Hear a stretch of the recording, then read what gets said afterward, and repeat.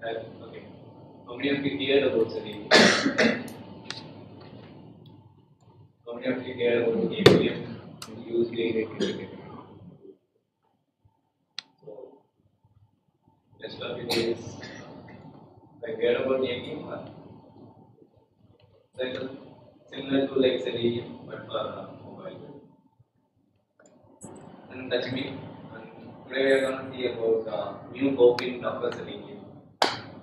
So first we need to know what is selenium, and then what is APM, like what is Docker, and why we are going to hear about new hope in Docker selenium. So what do you expect from this talk?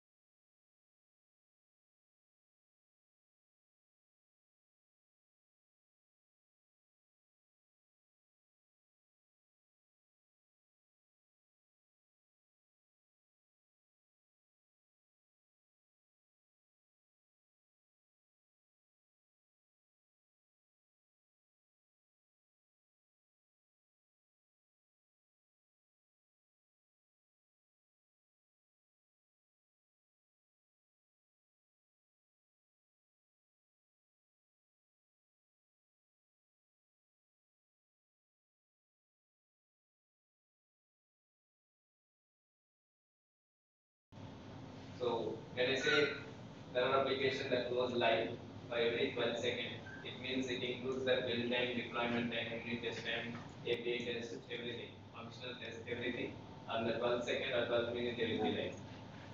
So when you have a 400 test scripts of regressions built, how do you able to execute it in less than 2 minutes in Agile build? So as you all know, in Agile build, time to market is very less. So as when we develop, we go live. So any idea how can we execute a huge regression suite which is already developed by certain people and execute it in less than 2 minutes, 5 minutes? Is it possible? Okay, parallel execution. Awesome. So is there any other ways? So okay, parallel execution is the perfect choice. So I need to execute 400 test scripts now. So I have a Mac now with me. So is it possible to execute all 400 test cases on Google Chrome in one machine? Is it possible to open up manually 400 Google Chrome instances possible? Is it possible? Have you ever tried it? So, so what would be the solution? Okay, parallel execution is the best one. How do we parallelize now? Next. Awesome. Selenium grid. So what does the Selenium grid does? Okay. Okay, in several machines. So now we've gone from one machine to several machines. So wherein I can execute 20 different browsers on one machine and then again 20 browsers on another machine, or the machine depends on the machine's capability and the RAM and such. So now we have gone from one machine to another machine. Still, is it possible to execute 400 test scripts on different machines? It's possible, but infrastructure is huge. You need to have, for example, after 2 months, you guys are creating another 50 test scripts. So what would happen? So we need to add another infrastructure. We need to upscale our infrastructure now over there and execute it. And is it possible to execute, or is it possible for a Selenium grid to execute on different machines? Right. Consider a number of machines. Have you ever tried? Okay. Any other options to execute a huge regressions with less than 5 minutes? Cloud. Cloud. Awesome. So consider I am the client, I am not willing to pay for cloud. I don't want my test script to be loaded or updated in someone else's uh, infrastructure. So I want to maintain everything in my local.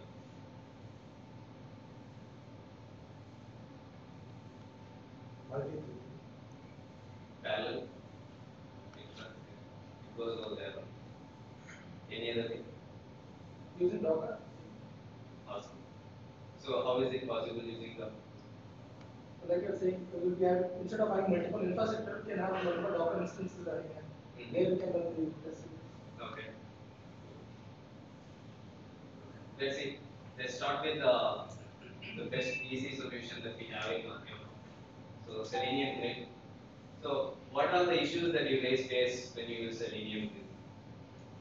So as she said, we can execute on different machines, taking Selenium as a hub. So Selenium will route 20 instances to machine A, then 20 instances to machine B.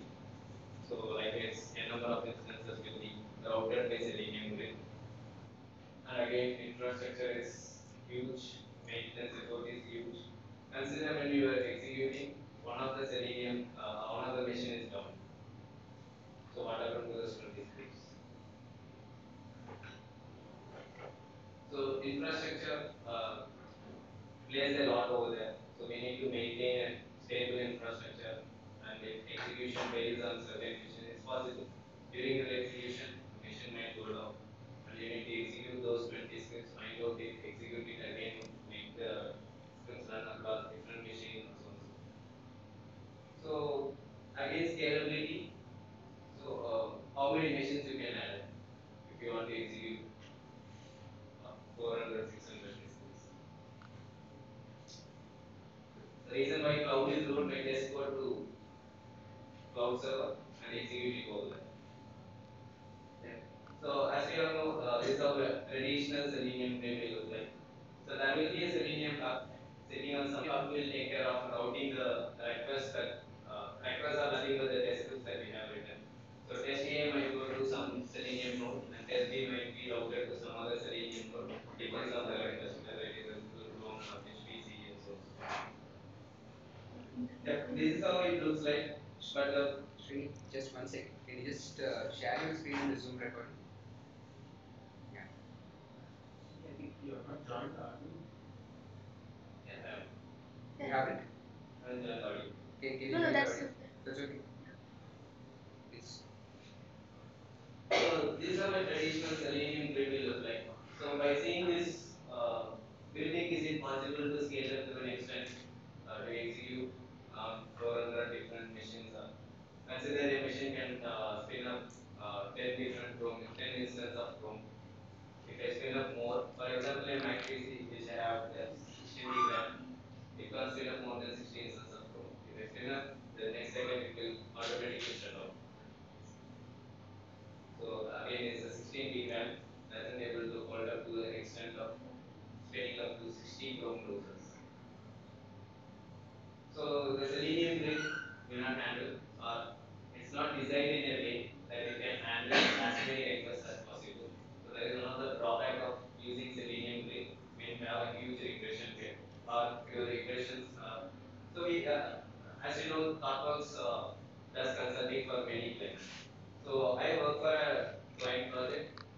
have 18,000 unit tests.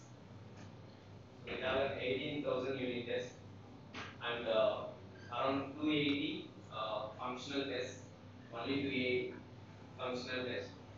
My 18,000 unit test takes 4 minutes to execute. My functional test of 280 plus just on Google Chrome browser, it takes, if I execute in parallel using Selenium grid with different machines and so on, so we are able to execute in 2 plus hours, not less than 2 plus hours. Again, if something goes down, you have to go ahead and manually see what's happening over there, and you need to execute it after your execution time, or you have to put a retry so and so. If still it's not possible out of retry count, again you need to execute it at least manually, and it isn't stable. So 2 plus hours is for execution of regression rate of just 280. It's not good. You can have 18K plus unit test that runs just in 4 minutes. So we need to bring it down to so that we can reduce our time to market. So we can go live as and when possible. So the common problem that we face in Selenium grid is it is not fault tolerant, and if there is no access control, so that we can make a control over it and we can see what's happening wrong or what's going wrong during your execution and so on. So these are the issues that might be faced. Like it's not scalable to an extent it is because by design it has certain issues been accepted as a Selenium contributor. It's been accepted at many scale and by many of my colleagues, open source colleagues. So, as you said, Selenium grid is ruled out now. So, as I said, we can go ahead and see what is Docker. So, can someone tell me what is Docker? Have you heard about Docker? So, how many of you used virtual machine here? Definitely, you do. Okay, how long does it take to log into your virtual machine when you start your work? 2 hours? At least 15 minutes? 10 minutes? Okay. So we need to know what is Docker first before we proceed to uh, see some Docker solutions.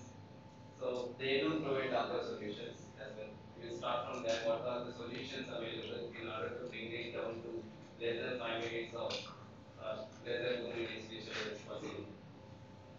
So for that, we need to know what is Docker and then what's the difference between a Docker and virtual machine. So what do you get from this image? Any idea? What do you think? How a virtual machine and Docker will be different?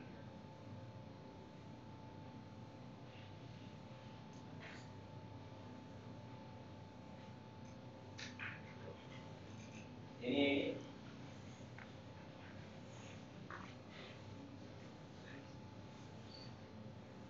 So as you all use virtual machines, so why do you use virtual machines? Can someone tell me why do you use virtual machines? So use different OS. Okay, different OS on same machine. Okay. Any other? Do you use everything in that OS? No. For example, you have a spin up a virtual machine on Ubuntu OS, which is running in your PC. So do you use everything inside the virtual machine? No, not exactly. For example, consider Windows VM. Uh, you might use it for you might use it to test only IE browser. But do you use calculator which comes as a free over there? Do you use it? Is it No, really you required consider for? the OS, right? It defaultly comes under the OS. Yeah. But we don't use it, right? It's unnecessarily comes along with me. It takes some space, RAM, whatever. So there are a lot of things that comes which we don't use at all. So I need IE, I need to test only IE, and the base image, base OS should be with those. Yeah. So what does Docker does in a layman terms? So for example, if we need IE, for example, if you want to test Google Chrome particular version, and you can spin up a base image. A base image is nothing but an Ubuntu image, or it can be a Windows Server image. So it supports only these two flavors of Ubuntu or flavors of Linux, and Windows servers, it comes up recently, 3 to 4 months back. So we want to test only whatever we need. For example, Windows might come with the default Java 6 or Java 5. So do we use Java 5? So we use either Java 7 or Java 8. So Selenium starts the support from Java 8 because it is download compatibility. We use Java 7. It works fine with Java 7. So we will use only Java 8. So install whatever things that I need, and it is very lightweight. So these are the basic differences between a virtual machine and a Docker. It's very lightweight. You can spin up. So how many virtual machines can be spinned up in your consider this max? So it's a 16 gig RAM. How many virtual machines consider the same Ubuntu? Ubuntu also might come with the different things which I don't need. So maximum it can hold. I have tried three. I have tried only three. Ubuntu, some other kind of Linux, and then Windows. So only three are. It might be possible to add more, but you can't work on that issue. So the basic differences is it comes with an hypervisor. It spins up several guest queries of same flavors, and whereas Docker engine has a different layer over here. It has a doesn't have an host operating system. So on top of my operating system, we can spin up the Docker engine and create a number of containers using Docker. So just understand the basic. What is the difference? So I am going to test, and I am going to need what I am going to test. So if I need to check whether my website works properly fine on Google Chrome 58 or so, I will install only 58. And if there is any other requirement that my website needs, for example, rest of crash stuffs, calculators, Windows Media Players, I don't need all those things for me to test it. So it will take a base image, might be an MVs. Base image is nothing but a base operating system. Operating system on MVs. On top of it, you can add on whatever application need and what our test group needs it. So I will show that as well. So do you know about how does your CI/CD like day in day out workflow looks like in your project? So developer codes it, commits it in your any of the source code repository, could be GitHub, whatever, GitLab, GitHub, anywhere. Then some build might happen. Then deployment will happen. Then test will functional test will run on top of it. The functional test will run on top of it, and ensure that something is perfectly fine. If not, send it back to dev, fix it, come back.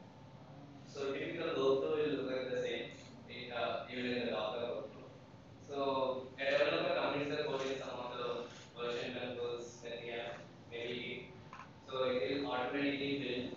So for example, I am a developer for the project A, and I need Java 8, and my tester needs Java 7 because his platform is Java 7, and we need Java 7, and for him Java 7 is enough. Or for him Ruby, he is working on Ruby, and for him Ruby is enough. So same way, I will go ahead and create a build or image for it. So image is nothing but in Docker, as I said. So a Docker image will have a base image, and then on top of it, Java 7 you can install. On top of it, IE browser you can install. These are all only three things I need. So I will it will be a single file. So it is a Docker file that we created, and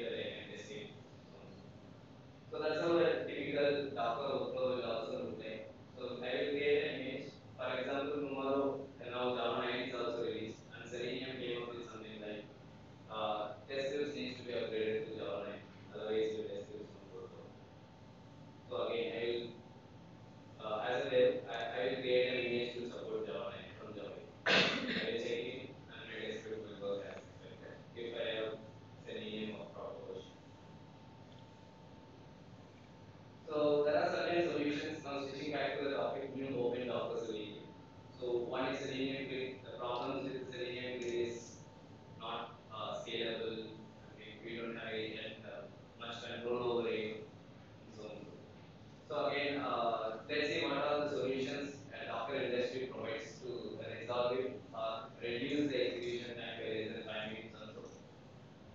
So we have official solution from Docker, Selenium from our community, which is a Docker solution. So what they do give to us is nothing but the images. For Selenium app, they will give you one image. You need to download it as like you download your code from GitHub. Docker has something called Docker Hub, wherein they store these images. So images are not the PNGs or JPEGs. It's just a single file. When you download and execute it, it will execute and it will create a base image on top of it and install whatever we need. So they are giving certain images for Selenium Chrome, Selenium Firefox, then Node, everything. So the same problem lies over there. It is not scalable. Even though you use Docker images which are provided by Selenium official guys. So it doesn't scale up to an extent, or it doesn't spin up as many containers as first do. So when you execute a Docker image, it will spin up the container as like a VM. We call it here as a container. So we can from a single Docker image, we can spin up n number of containers. There is no restriction, and it is very lightweight compared to virtual machine. We can't even compare as that way. So using those, we can spin up 20 Chrome browsers or 40 Chrome browsers, depends on based on the machine's RAM and swap memory, everything. So we can spin up, but not to a greater extent because it's been provided officially. They use the same APIs which Selenium users. It was built on top of it. So the same image, the same problem whatever we have in Selenium, it lies over there. And then there is a guy called Elgalu. So he is the one who created this project called Docker Selenium. So he knows there are certain stuff that can be done additionally on top of it. So he went back and created a separate project out of it, but the project got diverged. Like a Docker Selenium official solution and his own project got diverged. So there are two images now, one from official community and another from his personal repository. So it is outsourced. So it has additional features like you can take a VNC of it, you can do a screen recording of what happens execute or during your execution to do the debugging. And there are certain other upgrades compared to the official solution. So, but both uses the same APIs that Selenium uses are written on top of the Selenium API and Selenium clients especially. So they also have the same issue. So I can't execute on more containers, or it doesn't scale up to an extent. So this guy works for a company called Zalando. So Zalando is another company in US. They do fashion retailing, as like we have Myntra, Zephyr, also here. So they also aware of this. So they went back and tried to build a new solution on top of it to see how we can reduce the execution time by less than 5 minutes, not necessarily less than 5 minutes, can be any. So how we can reduce the execution? So we use Docker solution. So they have built a solution called Selenium using Java client, as you might have used Selenium in Java. So they have built a Docker image and they have outsourced open sourced it, and it also the same. They also face the same issue, and it was on Java. They also had faced the same issue. It isn't scalable to an extent. For example, if I have spin up 40 Google Chrome containers, you don't need to manually shut down your PC. It will automatically shut down. So that was a drawback on these three solutions. So there was another guy called AirView, another arm called AirView. So they provided three different solutions called Selenoid, GGR, and Moon. We will see what are those three solutions and how that helps you in trimming the execution timelines. So let's start with the Selenoid. Again, they let's see how does it work on top of these three guys, or how does it help you in reducing the execution time. So what was the problem with Selenium Docker solution provided by Elgaru and the official community? So they use Java client APIs as we all use driver.find and so and so. So those are all the APIs exposed by the Java client for Selenium. So we use it directly the same way they went back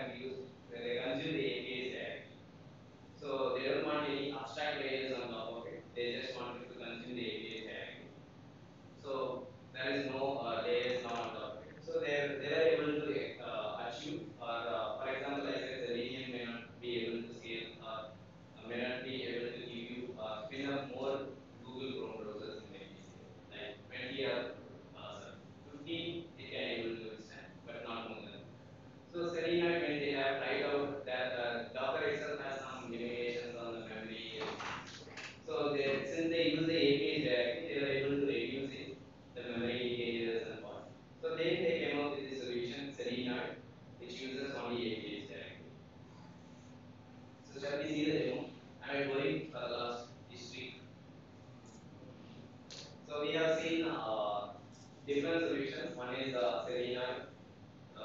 We are going to see about selenium. So we have seen started with selenium grid. It's not scalable, dropped out. Selenium Docker solution. We have seen what is the difference between VM and Docker, the relevant, and then official solution of Selenium, official Selenium solution of Docker. Then Elgato solution. Again, the company that equal with Selenium solution. Then now we switch to Selenium. So they also give us a Docker image which is uploaded to Docker. So we are going to spin up a Docker image. So Selenium is nothing but the Docker image they give. So they have something called the configuration manager. So what does the configuration manager does is it will download all the images that I need from GitHub and it runs directly for you when I say Selenium install.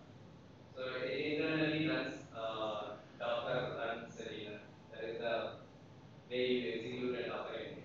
Docker space run space and the parameters can be environment variables and so. And then image of the Docker image. So the Docker image they provide is nothing but Selenium. And then argument I have said is 20, which means Docker image can spin up to a level of 20. Like 20 containers or 20 Google Chrome browsers can be executed that way. So if I said 40, it can spin up 40 containers parallel. It means 40 Google Chrome browsers can be executed that way. So I said 20 here for our reference. So when I said when I run this command, Selenium start successfully started Selenium. So to see whether it is running fine or not, so I could see this is the command docker ps-a and I will run it. Created 53 minutes ago, status is up for past 53 minutes. So have you used remote WebDriver in Selenium? So okay, have you used the Selenium grid?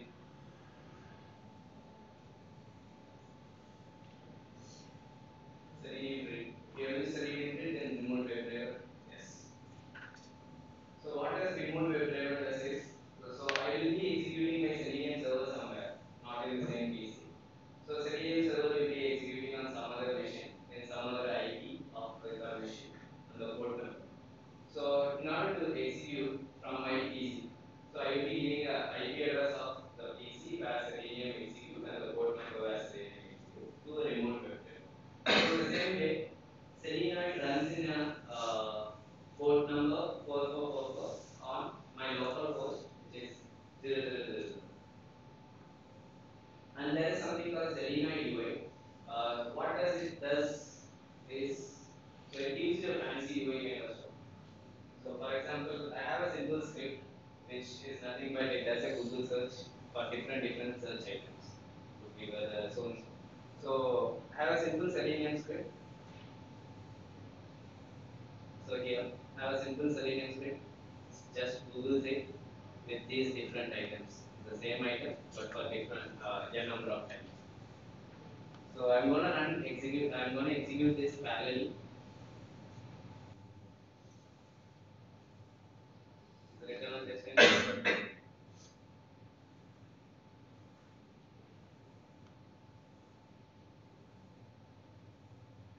So initially when I execute this command, there were only two containers running there.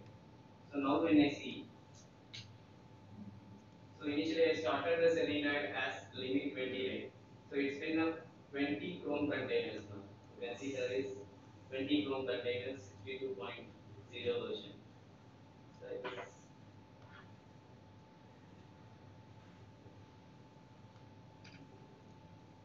you can see the record 15%. You want to see what's happening inside? They provided a PNC as well.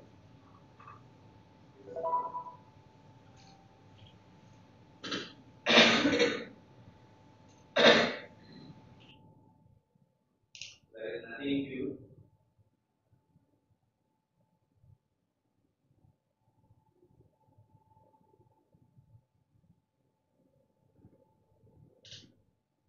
So only one Chrome is executing. So 19 days are finished.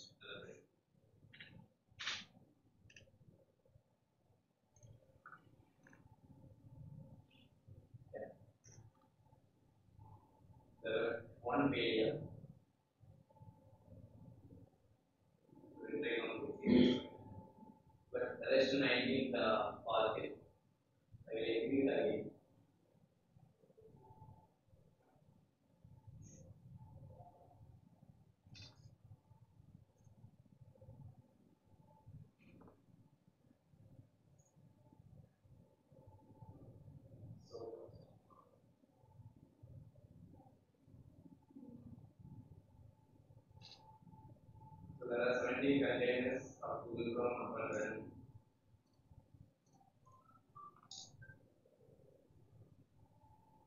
So it will show that exact. So now all 20 passed in.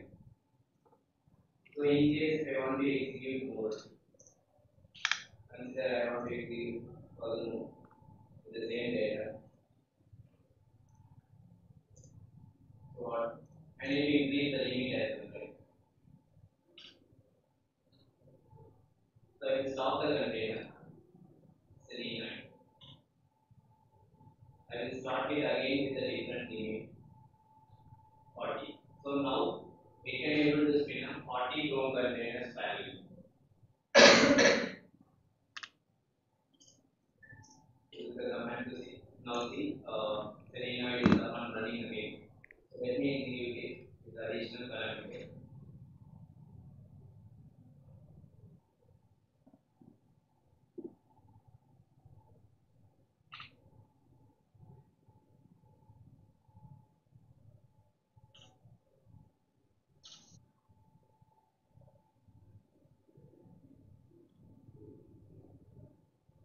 So almost 20 plus containers are up and running.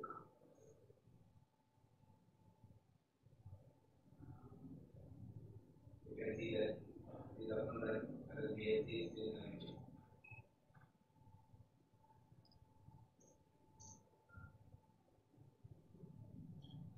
Some execution is happening.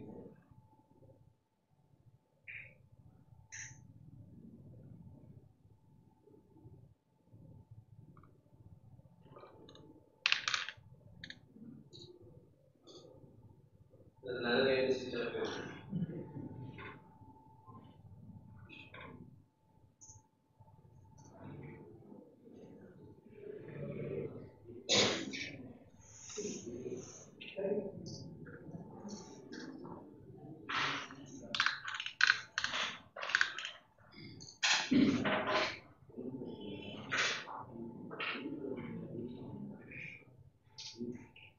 So this is one PC. So let's say about the other story.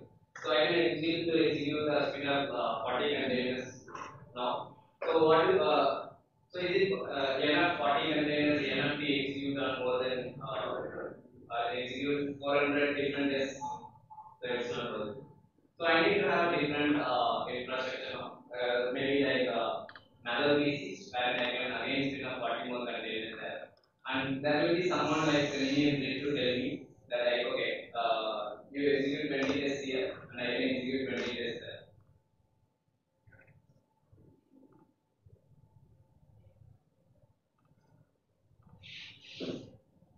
So they have something called GGR. So what does the GGR does is it does routes as like Selenium does. It does routes the test cases to this machine A where I can spin up Selenoid and 20 containers, and machine B where I can spin up Selenoid and 20 containers. So GGR knows the IP address of these two machines where Selenoid runs. So what does GGR does is so instead of giving a Selenoid IP in my test case, I will give GGR's IP now in my test where remote web driver running. So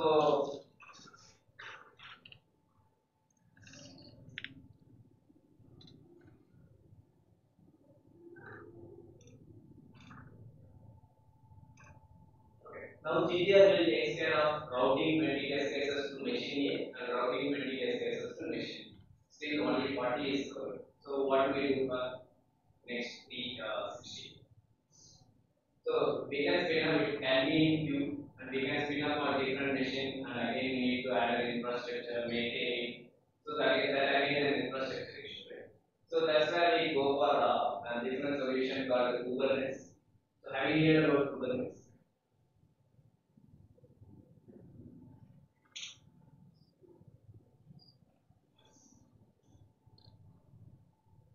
Did you hear about it?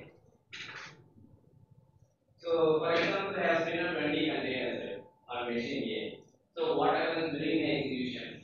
One container didn't spin up at all. Like, so execution is happening, and one container went down.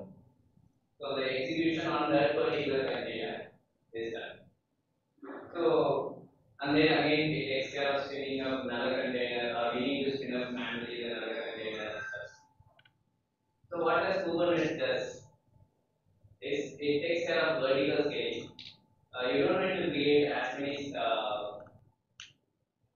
you don't need to add as many machines as possible.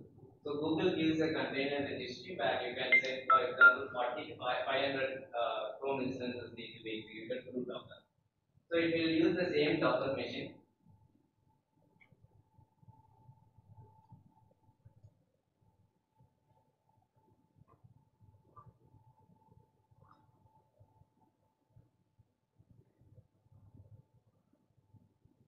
We have seen Selenium and we have seen GGR. I'll show you the demo of GGR as well. Like how does GGR handles the request and sends it to multiple machines.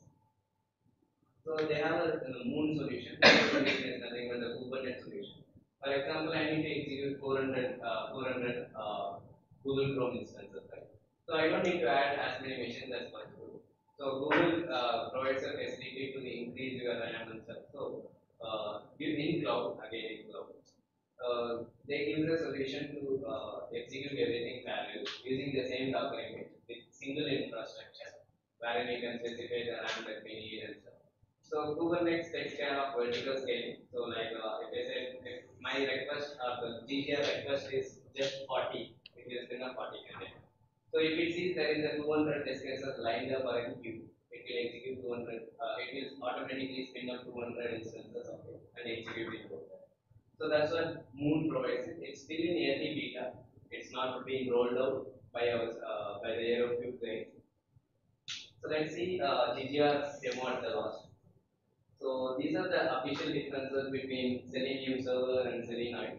So again, that is on Java, this is on Golang, as we discussed earlier. So limit the CPU per container, it handles the request very well. So you spin up 40 containers, the PC got shut down because of the charge, not because of 40 containers. So it can able to handle more than 60. So only 60 MB RAM is enough, 500 plus RAM. So these are the differences. Again, you can upload the Chrome driver logs to any centralized server like Kibana or so on. So this is a way to bring down your execution time, irrespective of your number of scripts available. So either we can, based on the need, we can use either Selenium or go for GGR, or else if we are okay to go for Kubernetes, then Moon is the solution. So we have that. Share your screen.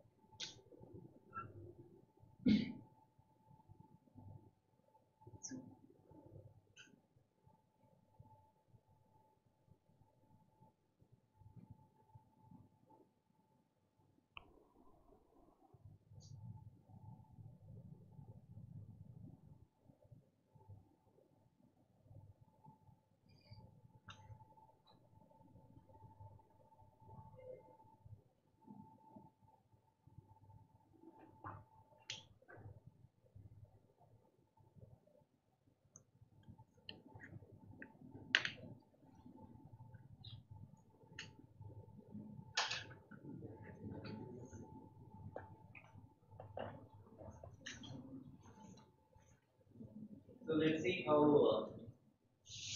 GGR works.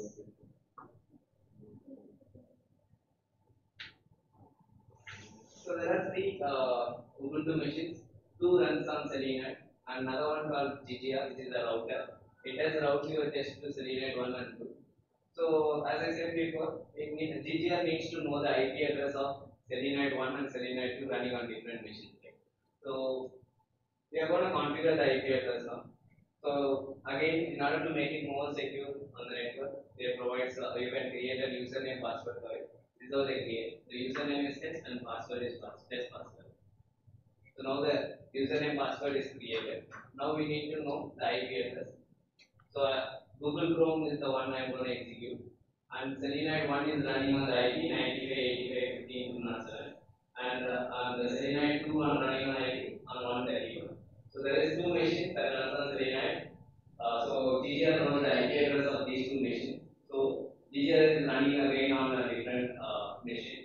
So we need to run the GGR so that it can handle the request and send it over to Selenium 1 and Selenium. So this is the command to make GGR. So now Selenium is again running on different machine. GGR is running. So as you can see, GGR is up and running on this.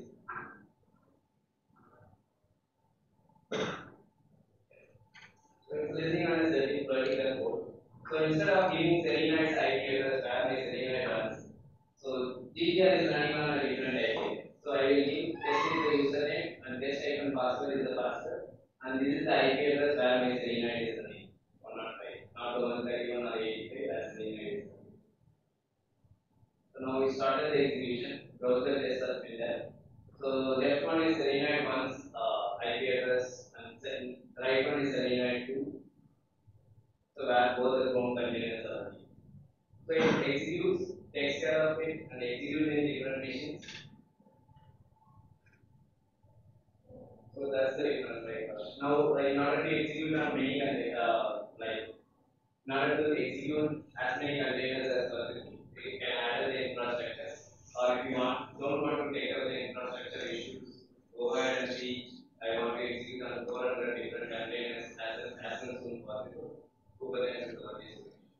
So it has vertical scaling for us. If any container goes down during execution, Kubernetes takes care of it and spins it up immediately within a second or some nanosecond. So that execution is not hampered. So it is the only test that failed. So again, retry count is there to handle it. So this is the way to reduce it.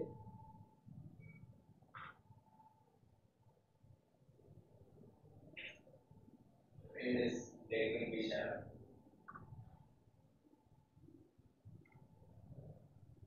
So we have any questions? Yeah. So we need to install Selenoid and we get Yes. Or it can be possible that I have only one machine. I can install both Selenoid and GGR on the same machine. Or else, if you have only two machines, run Selenoid on these two machines. Either take either of the machine and run GGR on them. So instead of giving GGR's IP, Selenoid's IP address to your, because there are two IP addresses on Selenoid, we can't give them. And GGR is the one who takes care of routing the address to different Selenoid. So you need to give GGR's IP. Then GGR has also the UI GGR is it's in that mode. They haven't tried it. And one more advantage is GGR can be on a different geography as well. So I can have one cluster in Colombo, and I can have another cluster in Hyderabad, another cluster in Bangalore, wherever. I can execute from anywhere. I think another network allows you. So GGR does simply the routing and queuing. It doesn't do anything else, like it doesn't take care of your Selenium keys or Selenium keys or so on. So that's been taken care of by Selenium. So again, Selenium takes care of spinning up the Google Chrome containers or Firefox containers based on the limit which by default the limit is 5 if you haven't provided it. Any other questions? So what's the limit? Depends on your machine. So in my machine, I have opened 60 Chrome browsers using Selenium to shut down my machine. So if I use Selenium, it will be 80 years to shut down my machine. So you can able to install that. So we have a Ubuntu box wherein it is a 8 GB RAM 8-core processor that can able to spin up 20. So they say 16 number of RAM into 2. They say 16, but it can able to extend till 2020.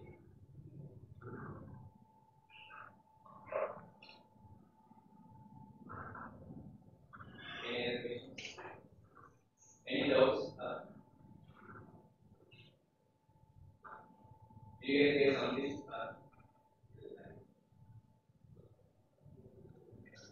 Yeah, that's it. Thank you.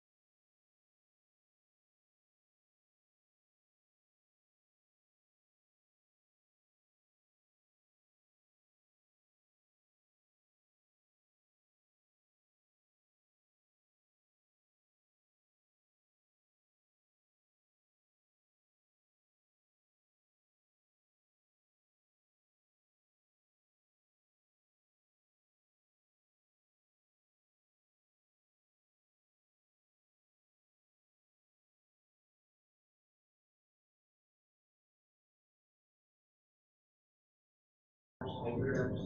So when I say hybrid apps, which has got a web view as a part of your native app, and it can also automate your responsive web browsers, right? Which is nothing but you open Chrome and it's seen some URL and stuff, right? So it can automate all this stuff for you. So under the hood, APM uses ADB's commands to talk to Android, and that's nothing but UI automated too. And from for the iOS, it uses Facebook's WebDriver agent. So the APM can send commands to WebDriver agent, and WebDriver can perform the actions to you, and give the commands back to APM. So basically, APM is it works the client server protocol. So the client is your code, and APM works on a server which is built on Node. So you start the APM server, so you have your client, and the client talks to the server. So I think most of you know how Selenium works, right? So you have this when you create a new object with your WebDriver, you say new URL of some specific local host with some port number slash WD hub and stuff, right? So the similar way your client will actually talk to a server. So your server runs on 4723 is the default port. So when you create an object in APM, you say, in Android driver or iOS driver, it's new URL of wherever your APM server is running. The system's IP is 4722 and WD and hub and stuff. Similar way of what Selenium works, because under the hood APM uses all the Selenium APIs. And through this, the server takes the control from the client, talks to either UI automator or iOS based on the object which you create. If you create an Android driver, it knows okay, it needs to go to UI automator. If it's an iOS driver, it's not enough to know that I need to talk to the driver agent and I'm making a call to an iOS system. So basically, this is how any sort of commands or gestures and a lot of stuff that APMs input like a long press, double tap, and all. So today's topic, I will talk about like a couple of them said that it takes 4 hours, 5 hours, and stuff. There's a huge number of test cases. So let's see what this framework can do to bring down your number of hours to number of minutes. A quick introduction about me. I'm Sai Krishna. I have 8 years of experience as a quality engineer. I'm passionate about test automation and I'm a very active contributor to open source in terms of designing, test patterns, test frameworks, and open source tools.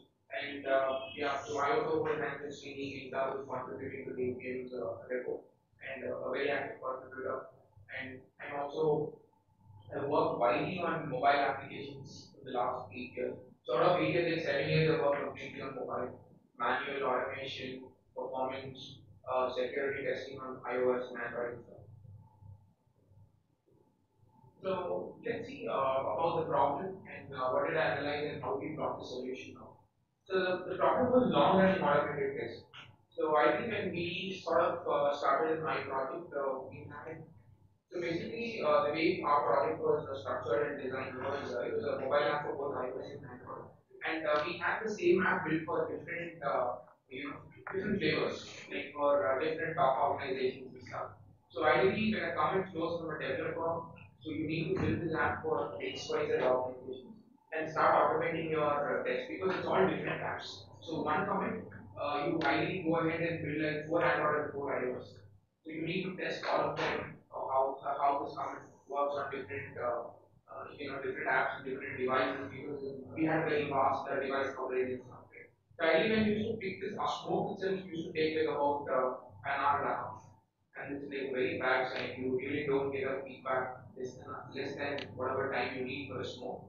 Actually, it was running like a regression for the smoke itself, which is definitely not encourageable. And moreover, if there are two comments flowing in from two developers on a feature, the CI is one because it goes to queue. So for us to complete this smoke for 1.5 hours, then again there's a new commit. You need to test that back to back. So when this keeps happening, you don't free your CI also to run your regression. And regression was always 90, and 90 was always a nightmare. So next day you come and you see, oh man, there's so many reds, and again you investigate. And you investigate time to fix those reds or investigate those reds. Why did this happen? Or will you go ahead and start doing your other feature testing when you come back the next day?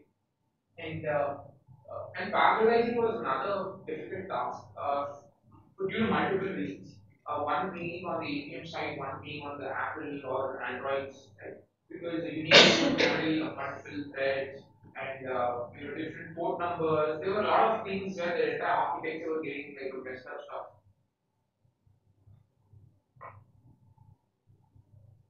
So as I said, ideally we had to test on a variety of devices for iOS, Android, different OS versions, and different resolutions and tablets as well. The whole reason some might say that okay, I tested on 9 and it really works on iPhone X, but at least in our cases it was not that because we were working on React Native, and React Native has been a very it's very new tool from Facebook and actively developed. And every version something or other they break because it's a very active development. They don't have a version one also now. We are still on 0.x and x. Right? So whenever there's a new upgrade on the version, something or other breaks. So we really have to cover it on all more majority of the devices.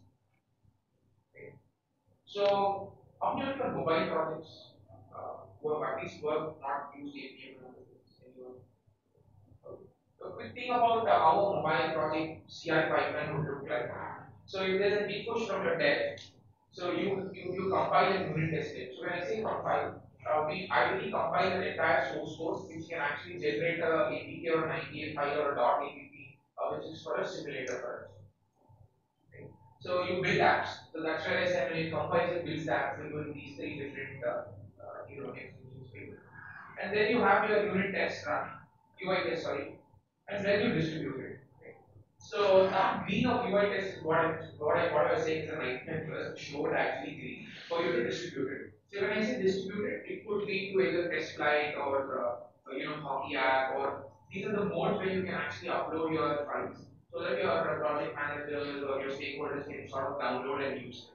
Right? It's not like a website you drop a DLL or you upload a package there and someone can view it on your local. So you ideally need to send that entire package to them so that they can install it on your real devices or your simulators and stuff like. So for us to turn that UI test read distribute was the biggest tough part for us. The first triangle was very easy for us because it's on the unit layer, we have unit tests and things we used to build like less than 8 minutes for us including that. But running those UI tests was like very tough for us to distribute the application. A very quick glance of how the pipeline would look. It's just an example. It's not an exact CI pipeline. So if you look at this part, right? So we have a lot of pipelines out there. So when I say pipelines, it could be multiple things. Some teams might work on component basis. Okay, a team one builds a component, team two builds a component, and you being the team lead, consume work component way. So when team one builds a component, and ideally you are the one who generates that file and use it to your stakeholder, right? So if they do any changes, you need to test your app. Maybe they broke something, right? You need to test that app. Maybe your API, went to production with the new changes. So you have to make sure with the new endpoint or the new changes in the API, your app works right? So which means for every commit in your pipeline, it's not only just your team, it could be any team where if you have such a complicated CI, where your distributed teams work and you take them, put it into one place and you sort of build an app, right? So if you have so many commits flowing in, so ideally you need to have a faster feedback from your CI, right? You can't wait for 20 minutes, 30 minutes for your smoke to complete and okay, yeah, my smoke is green now, next one will come and stuff. Right?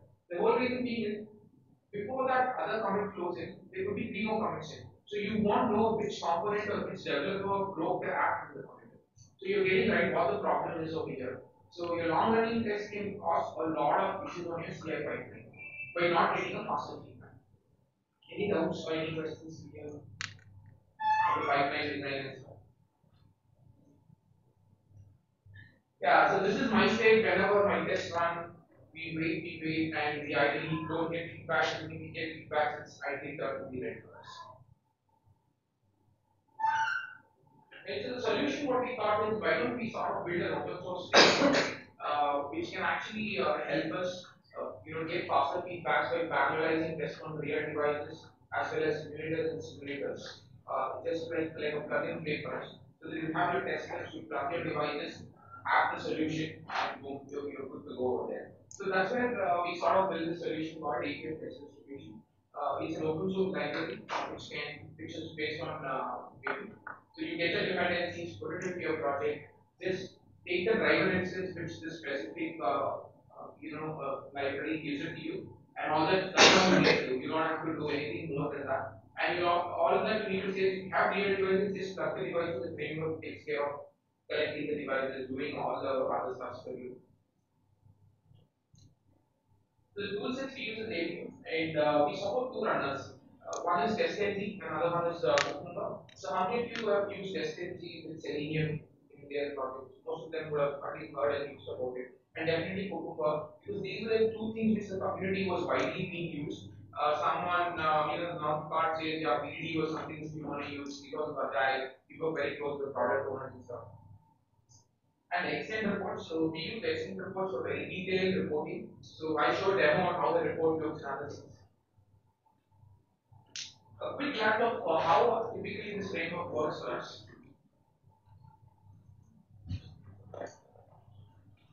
So you see that we have like about 7 test cases, and I have 4 devices connected to the machine. So we typically have two runners. This one is parallel and distributed. So when I say parallel, all those 7 test cases would run on all the 4 devices. It's like an entire a superset POA which runs. The whole reason is if you run them on all devices, you get a device coverage. So for an example, you get to know, okay, my login worked on this device, but it failed on another device. Okay, so you get a device coverage of your test case. Let's say you distribute it. I have 4 devices, so the first 4 test cases goes to 1, 2, 3, 4. Okay, and they execute, and the remaining stuff get into our queue. And as one of the devices completed, let's say the third device completes the test for you quickly. So the fourth test case would go to third. So ideally we don't sort of allocate saying that okay, these are the test cases should go to these devices. Okay, so everything is in queue. Whichever device gets free, the framework is smart enough to pick the next test case for you and send it across. And a very simple architecture just to tell you what exactly the framework does. So it collects a device matrix. So when I say device matrix, it takes all the device information for you. What's the OS? What's the resolution? What's your device name? If your anything about your device details, this framework collects for you. And APM server creation. So it takes care of creating the servers, destroying the servers, credentialing all that. And driver initialization, as I said, if you want your test to run on iOS or Android, you need to create your driver. Similar to how you do in your Selenium, you say driver.find. So you need a specific driver instance for a specific device, a specific test. So the framework takes care of that. And device management. Framework also takes care of device management. Let's say device management. You plug any number of devices to it. It's smart enough to understand there are so many real devices, so many emulators, and so many simulators. Take them, take the properties, have a device pool which actually sets certain parameters like available and not available when another test case is running and all this stuff. And all this is under this APD. So there's another thing to see. We actually ask the users to give capabilities.json. This is what right.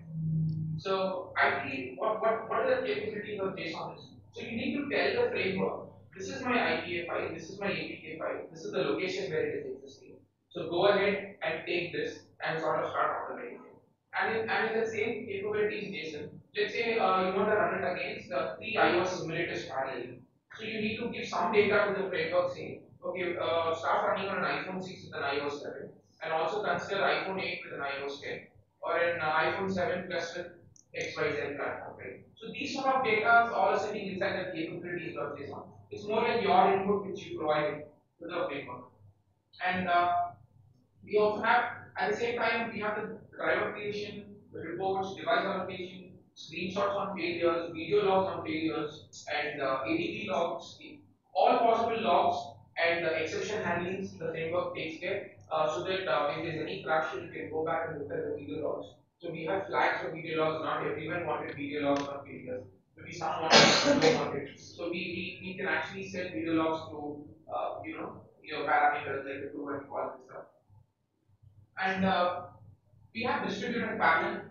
I already explained how distributed and parallel works. So we have two runners SMK and retry count. So why retry count? Your test fails, you want to retry them for some specific reason because of your API timeout and other things. So the retry count sits on two things. One is it's globally inside your properties. So which means if you say globally, this is my retry count. So which means for wherever your test is failing, you will retry that specific test for that number of times. there could be one test in your entire framework which is very, very tricky, but you don't want to ignore them. And maybe for that one specific test, you want to say, okay, can you retry like 3 times or 4 times only to this one specific? It's possible for us to do that as well. And OpenSTL, I'll come to that. So before that, I also used to say that about skip. So we also have another feature which is called skip. So as I said, APU is a cross-platform tool, right? So you might have the same app built for iOS and Android, but because of your two development teams or your two different product owners, you might come up with such a case. The feature is getting quickly developed in Android, but still under development in iOS.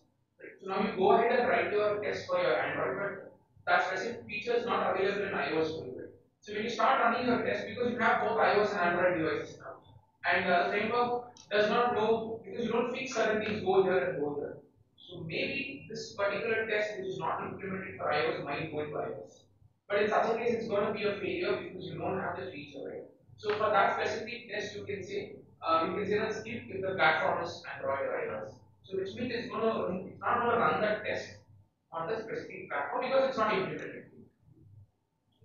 And OpenSTL. Has anyone heard about this OpenSTL?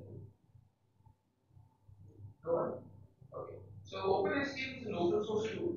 So ideally it's a cloud, it's like a private cloud where you can set up your devices for Android. So when I say private cloud, so you plug your devices to whatever the setup where your OpenSTL is, and you can start controlling your real devices remotely, okay, on your browser. So ideally now when you test it, you have your real device handy. So you go ahead and you test it, right? So you should see all this cloud-based what they do. So they give you a URL, you hit that, and you sort of have your device presented in front of you and interact with it in the browser, right? So OpenSTL does that. So what does our framework do as a part of OpenSTL? So in our CI is we have real devices connected, and I'll just show you the number of devices on the vehicle. So what happens is when these devices are running, and we have also OpenSSH, which means someone can remotely access when they're working from home with the device, their device which is connected along the way. So what happens is the priority is a CI for us always because we want feedbacks from the CI. So when someone's actually using those devices, what we do is the framework knows that okay, there's an OpenSSH, someone is using it. So they go and take those devices and tell the user that I'm busy running my automated test. So you can come back when the test is completed. Okay. And that's what this framework does when someone has got an OpenSSH support.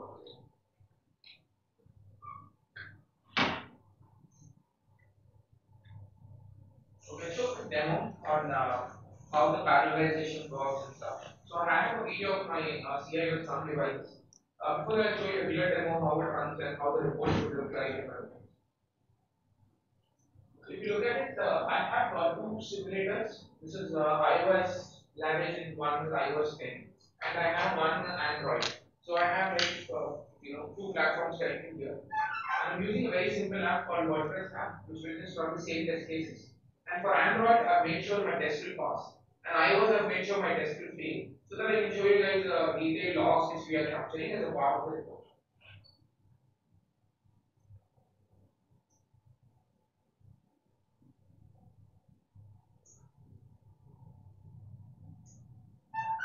So I was talking about the certain parameters, right? So we say video logs include groups because specifically supports certain ways to run on groups and other things.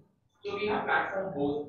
So there could be some cases where you have your devices connected to the CI, but you don't want to run on Android. You want to run it only on iOS. Maybe you have no test cases failures on iOS. You want to try running them only on iOS, right? So when I say both, it's going to consider both iOS and Android to pick those devices. And if you say only iOS, it will only consider iOS devices in your CI machine. It's going to take that. And the other way is the same. For Android, it's going to pick only Android devices from your CI machine. So now I've said both because we have two iOS and one Android, right? So I want both to run. Right?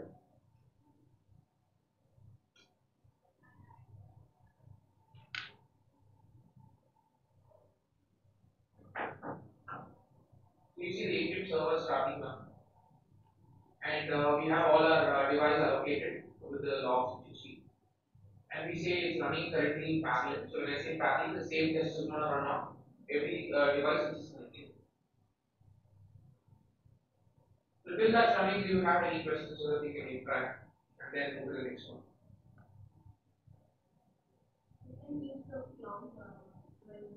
Sorry. Mhm.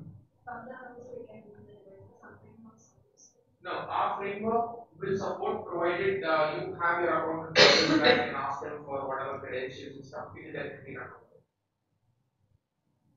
So it's the same test cases which is running on the two platforms at the same time.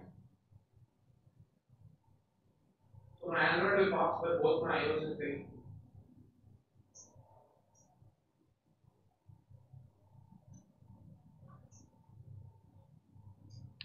And again, the number of devices you connect, the number of simulators you want to put, or emulators you want to put, is all just based on how your system can handle.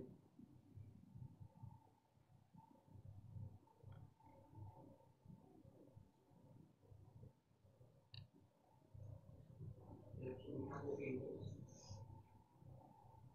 The test is completed. Just show you how the report will go. So this is like a dashboard.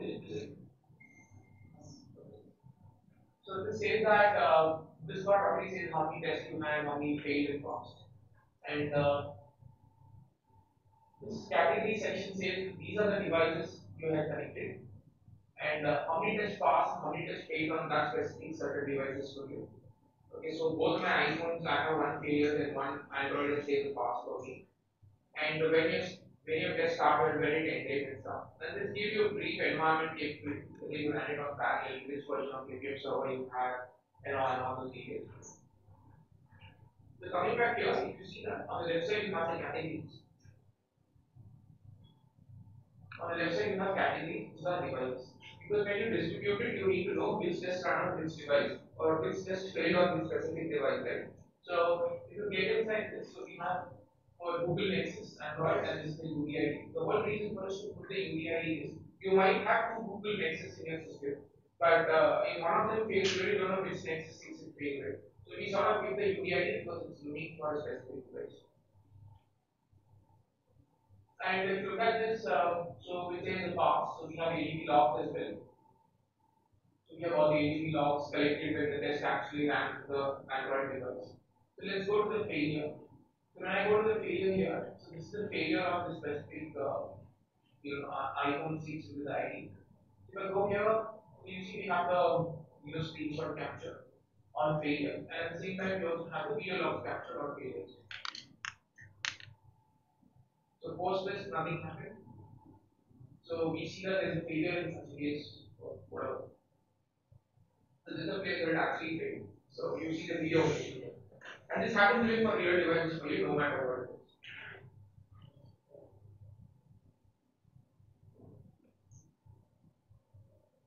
And so if you look at this, we have something here, right? This is the author. So which means on top of your every test, right? You can also say add author because maybe you want to say that you want to know who wrote the test cases for you in your organization. So you can go over right and say add author name equals to XYZ, and that also gets into the report for you by default.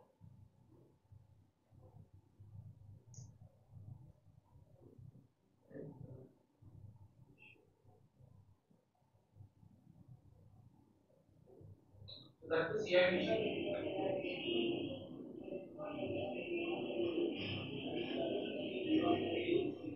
sorry for the call. So you see that I have three simulators there and I have real devices also. I have two iOS and two Android here.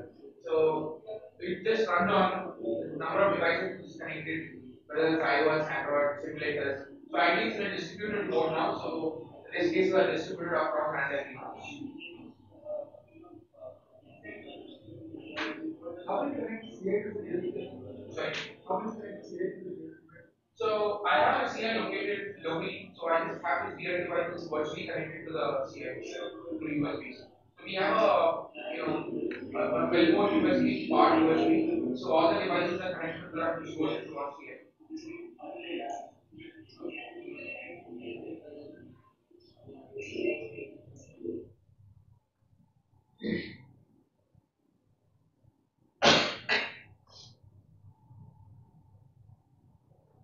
couple of optimizations that we are working on is about iOS web proxy process. So that is whenever you want to run your you know real test on your not real test, browser test on your iOS. So typically the way you can proxy to your real device is by this iOS web proxy. This process is run and this is built by Google.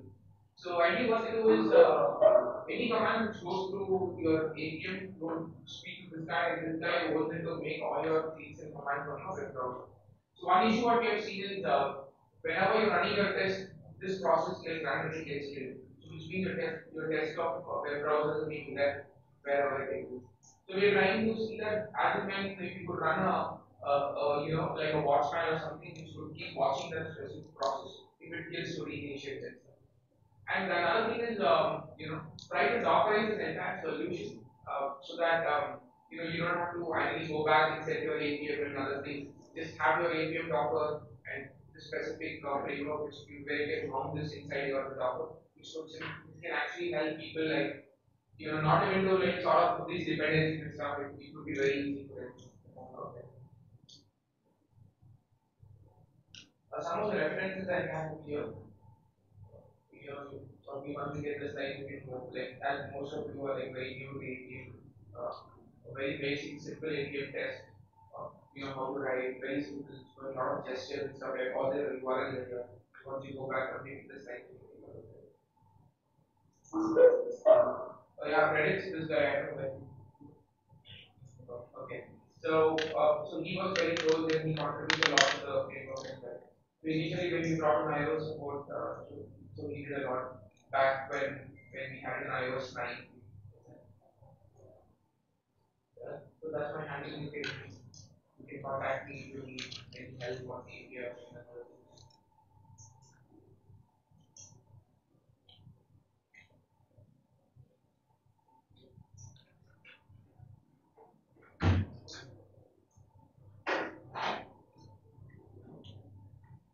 So let's keep on. So if you have any questions, you can ask me.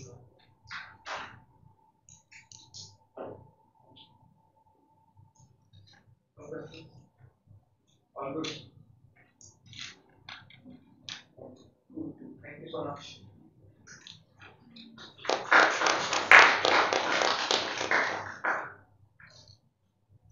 Can I stop sharing? Can I stop sharing?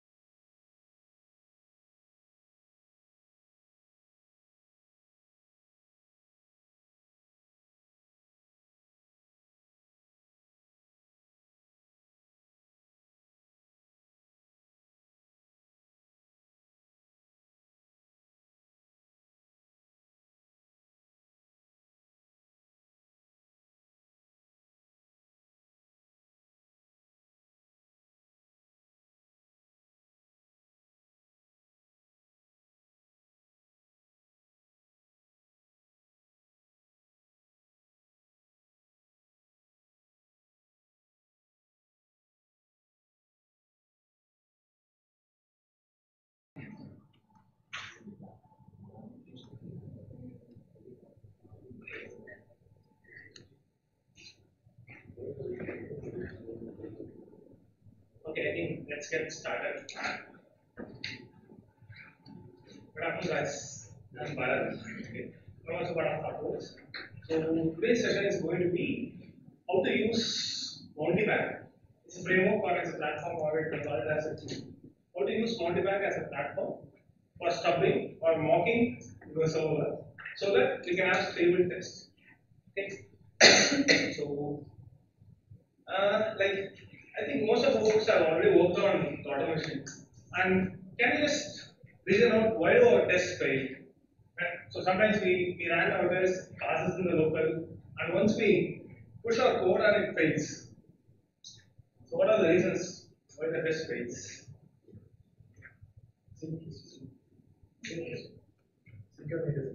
Synchronization issues. That is due to latency in the app, right? So you will be expecting an object, the app will not be the object will not be visible in the app. So that is due to latency. We can say that the service is down or the application takes time to render the object. Other reasons?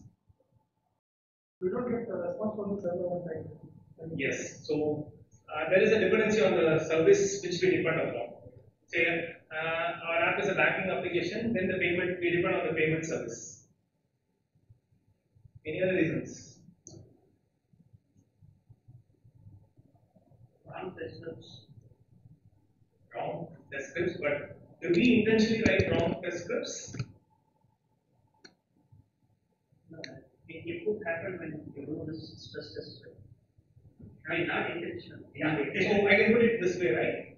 We write a test for a certain specific application condition, but later on the application changes. Right. So it's like a business change. It may be a valid business change or invalid. That's a different part. But business changes. Any other reasons? Sometimes due to improving the app performance or improving the app stability in terms of the application, the developers changes the way app is being rendered. So sometimes they club it, they group it, and then make a single HTML view. Or sometimes they split each of the views as a separate view in a single HTML view. So this can also happen, right? Technical changes. So when the business flow changes, the test fail. It may be valid or invalid. If it's invalid, we raise it to green. If it's a valid, we also change our test. And when there is a technical change in the application, when the, as you said, when the dependent service is down. For example, I'm having a Flipkart website. So if I want to do the complete testing, I have to do a checkout. I need a payment also, right? But for payment, if I cannot do always a real transaction. Whenever I'm paying 500 rupees, I can't pay for testing purpose. I cannot pay a 500. So I have to have a test instance of Paytm or MobiKwik app valid kind of thing. So if I depend on those services also need to be up and running. What will happen is when you open a real-time applications, right? Paytm will also go under different process of versions. Paytm will change from one version of their API to the next version. So during this time, say I'm going to support Paytm version 2. I'm a Flipkart. I'm going to support Paytm version 2 from December. The developer would have already started the work for development. But if the actual Paytm version 2 is not available, we just have the contract, we will not able to run the test. Is it? Everyone has faced this problem, right? And say for example, I have created a data, I have a user ID which already have an existing product in the cart. But after the entire cleaning of the DB, so they once in a time the servers or the DBs goes through a cleaning process. All the user accounts which I created in the test instance will be vanished. And suddenly when we run the test, our test fails. Because the test data is not there. The APIs are working fine. The APIs will return if there is a user ID in the DB, but there is no user in the DB. And so sometimes while there is a new development project, the front end is easy to develop. So if they know this is how the body is going to be, if they know this is how the response is going to be, the front end would have already started the development, but the backend service will not be ready. So at this time also when we write our test, it fails because there is no backend. And when the dependent service is very low, very slow, For example, most of the projects we run out of US, Europe, or Australia kind of thing. But the core service which we depend on will be hosted in a separate Australian environment. But we'll have our front end and back end in our local environment. These will be fast, but the deployment service will be very slow. Due to this, what we have to do is we have to write lots of synchronizations in the Selenium, wait for 500 milliseconds or 10,000 milliseconds. We keep on increasing. And sometimes we wait for this much seconds. By the time the app would have, for example, there is a pop-up in the home screen. It would show for 2 seconds. And initially, while we are writing the test, it would come after 10 seconds. So what we will do, we'll write a wait or synchronization for 10 seconds, and after that, we'll go for 2 seconds validation. But now, again, the service has become so fast, it will come in a fraction of a second and disappear. But our application will be, our test will be still waiting for that pop-up. It doesn't even know. So this also, because we don't have a control with respect to how fast the service is. So what is the impact of these things? What are the impact? So if these things happens, what is our impact on our testing? Execution time increases. Then test failure. Test is failing. What will happen? We will not have confidence in the app build. We will not be sure of what are the functionalities beginning as expected or not. Then huge maintenance effort. So the dependency service is out of our control. So we will not be able to speed it up. Then obviously these will result in the flaky test, which will reduce the confidence in the automation suite itself. There is no point in using the automation because there is no guarantee whatever is getting passed or not. And repeated maintenance effort keeps on failing. We have to look it up whether it's a proper, as I said, it will be a wrong test for the current situation, or it will be wrong application behavior. So we have to keep looking at it, and it's a maintenance effort. And we always depend on other services. If the other service is down, we cannot run the test, we cannot pass the test. And we also depend on the database. The database is not connected, or if they are moving from one database to another database, say from Oracle to MongoDB, then also we will be not able to, during the migration process, our test will not pass. Everyone agree with these things? So how can I handle these challenges?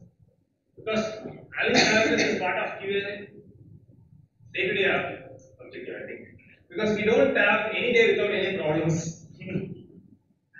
So what can be done to avoid these things? Let's go one by one actually. So business change. Is it under our control? No, it's not our control because that's what we are getting paid. So business changes only we'll be able to test it through. So business change is not under our control. Technical change, is it under our control?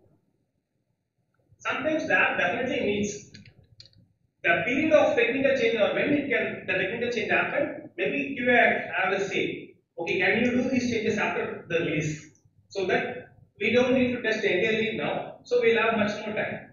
But obviously, if a technical change has to happen, that needs to definitely happen. So this is also not completely under our control, but in the agile environment, we can have a say.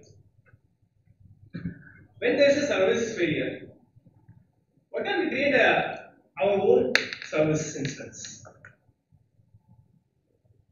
So obviously we have service failure. If we keep depending on the service, then our test will not pass. Then we will not be able to write test. So what can we create our own service? And the service I here mentioned, I refer about is not the test instance. Test instance is also integration of multiple service for the app, which is like mimicking like a prod. Okay, but in turn your test instance will also have dependency on multiple services. Yes or no? So we have in all the applications we'll be having a test instance. For that we have multiple test dependencies. And finally the DB. And what can we have a control of your own data? If these two things are there, the first two things which we don't have control, we cannot do anything. So let's concentrate on what can be done on these two things. And say for example, have you been in a scenario where your web page has multiple views, like multiple separate widgets, and each one loads at a different point of time? Have you seen these kind of scenarios? For example, if you go and view an Amazon product, the image will take some time to load. Nowadays everyone has a super fast internet. If you are having a 2G network at all, the image will get loaded separate. The product description will be loading at a different pace, and the reviews or the customer feedback will be loaded at different paces. And have you ever had a scenario to validate if the loader is coming or not? But it's part of the development, right? It's part of a functionality. Aren't we supposed to validate the loader? So, will it be possible, or how super it will be if I can control the presence of the loader? So, the loader will be depending on the service. If I'm making the service to delay for 3 seconds, the loader will be there for 3 seconds. After the 3 seconds, for this 3 seconds, I'll validate the loader. After this 3 seconds, I'll validate the front end. But we never tried these things, right? Because we always see as a application which the user will be saying, but we never see from the user perspective how actually the application will be behaving in a different random behavior when the actual users uses it. Because when you are doing the test instance, you will be almost having few users, maybe 20 users maximum, including your developers, BAs. But when it goes for the actual product, it is in thousands, right? The actual users, and you will be not able to stimulate what kind of bandwidth they are using, what kind of the actual server behavior or all. So the test is, no matter how mimicking the production is, the test will be always different from the product. So what is the solution for all of these problems? What can we do? Till now everyone is able to follow me, right? Any doubts? Stop me right now. Because if you don't understand this, I cannot go further actually. So what can be done for these kind of solutions? We need to have our own service, we need to have our own DB, and we need to have a control over our service. What can be done in order to do these things? Either we have to do all the development work what the service is doing, right? That's how the service behaves. Or we should have the control over the entire service.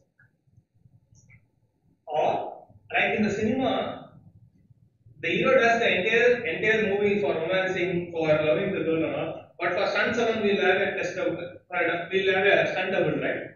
Can we have a similar person like that who mimics whatever is required for us? Okay, so that is what we are going to learn today. So we have to create our own service instance without any other external dependencies. We have to create our own test data set. Have control over the behavior of the test service. Control in the sense, for example, I have to test a scenario where I have to see a response. Let's take this.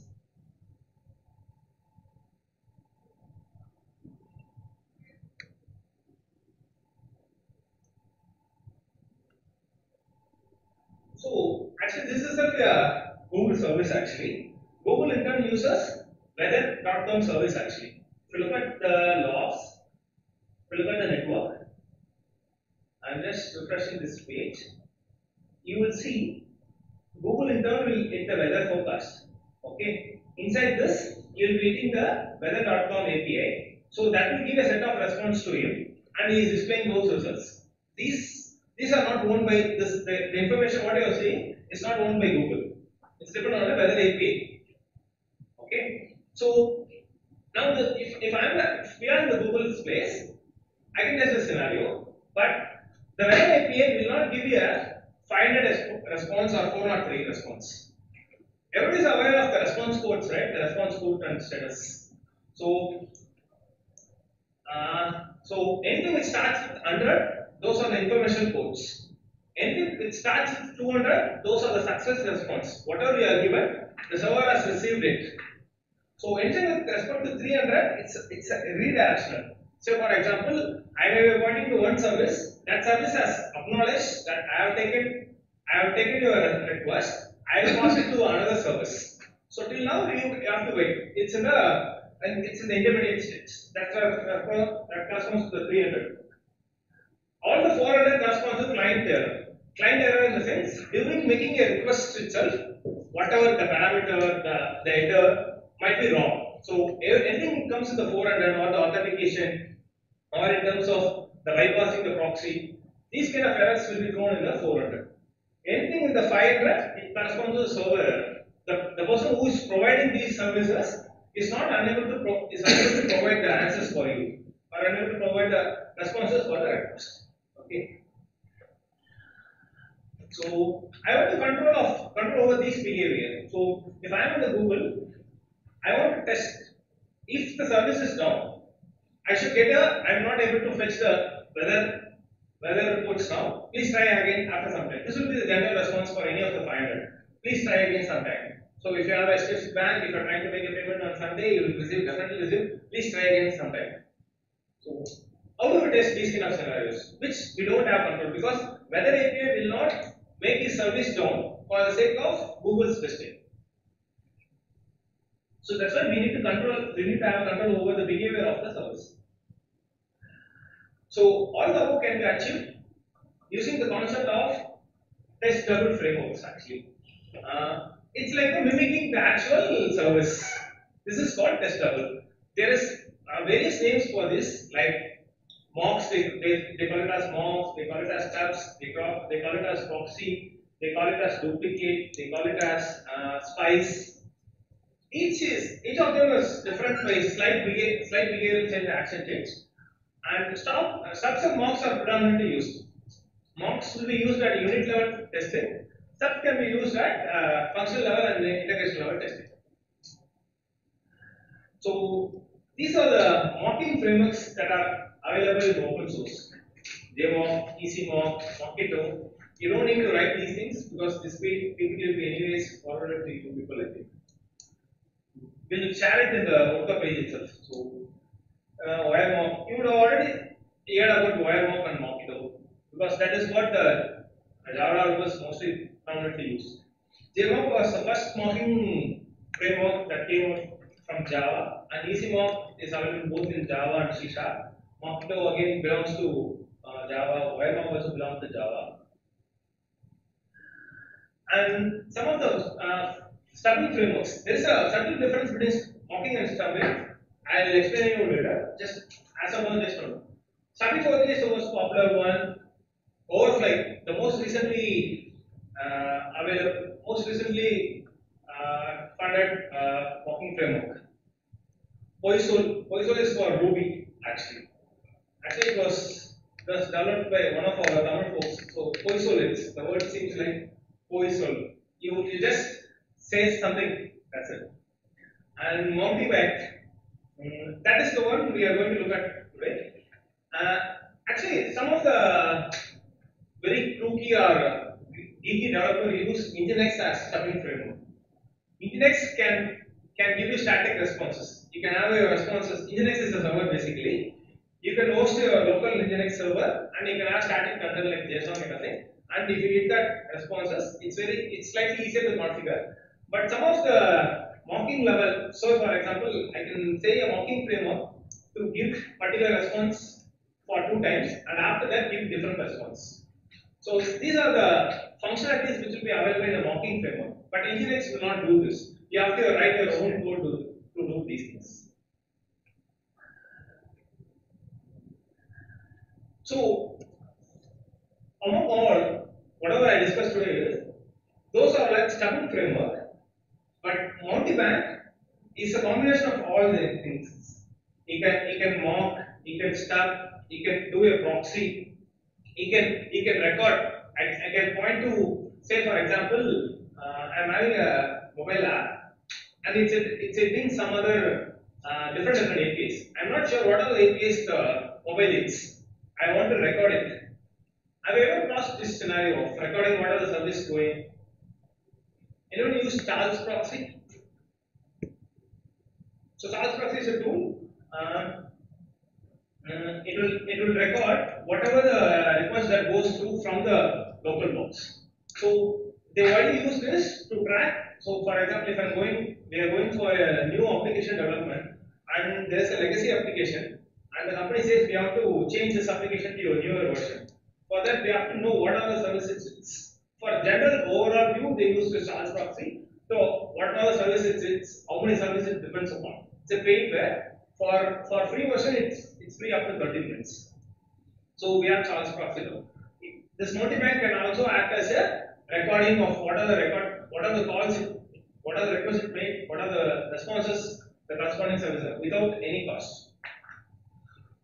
It's open source, and there is a detailed documentation of each and every API, whatever it does. Actually, it's not a framework; it's a platform over the JavaScript node server. It supports multi-protocol. So multi-protocol is some of the mock server will support only HTTP or HTTPS. Multi-bank supports HTTP, HTTPS, SMTP, TCP, all the protocols. Cross-platform, no platform dependency. It's very easy to host a multi-bank server even in a Linux box. Which for our application we use just a 20 MB Linux box to host a mock server. And highly extensible, because why this is highly extensible is we can have multi-bank in a JavaScript server, node server, and then we can use Java, JavaScript, Ruby, PHP, and other programming language to have a wrapper over these things. So they have a set of wide variety of API exposed to this. So end outs so far. Let's see how multi-bank works. Usually what we will do is we will have a test application and it will point directly to the app. So this is how predominantly all the applications will do. What the multi-bank will do is it will create an imposter. What this imposter will do is, as I said, whenever I make a test app, the app will give a response, but at the same time the imposter will record what the app is responding. Okay, so this is our test. Our test is setting our app. Once the app gives a response, and the imposter will record that. Because I have to switch on my multi-bank, the imposter will record how the app is behaving. Is it clear? No. So once it records, it will know what kind of responses to give if the same kind of request comes. Say for example, give me Chennai weather. If I say my test to do that, the app will give the Chennai weather, but at the same time, this imposter will record what is the Chennai current weather. Okay. So next time, when I hit the app, I will not point it to the app. I will point it to the local host, so I don't need to depend on this app, and this will respond me the weather of Chennai. Okay, this is a crux of multi-bank. This is a simple explanation of multi-bank. It does lots of other things. So this employs a group of imposters to act as a on-demand tester. Okay, on-demand is whenever you need. So our test will communicate to the multi-bank over HTTPS using the API which the multi-bank has exposed to spin up the stubs, record and replay process. Okay, we can record, you can proxy through this, or you can replay whatever. For example, today I am getting a response of Chennai weather is 20 degrees centigrade. Tomorrow, if I want to change, we just have to refresh this imposter so that it will clear all its original content.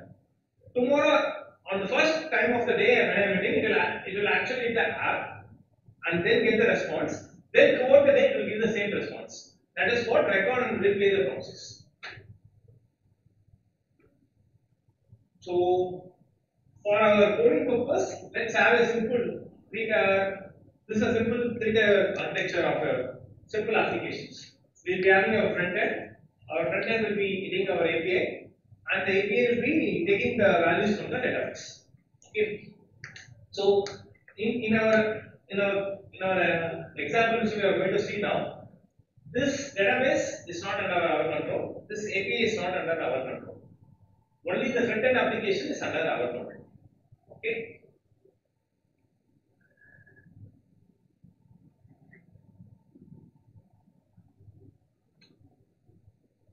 So let's see the structure of how multi-bank works. Okay. So if I want the multi-bank to work, I have to definitely create a imposter. What is the imposter is? It's just everybody knows selenium grid, right? I'll say it's like a airport actually in post service. Say for example, when we want to go to London, what we will do? We will go to the airport and see which available London flight is there. Okay, this all happens once we have booked tickets. If consider this is not there before 30 years, how does it work? We will get a ticket for London, and whichever flight which has tickets to London, we'll go to that. So this is the airport. I go to airport and say I have to go to London. It will check if there are any other flights which is going to London as seats. If there is seats, I will go to that flight.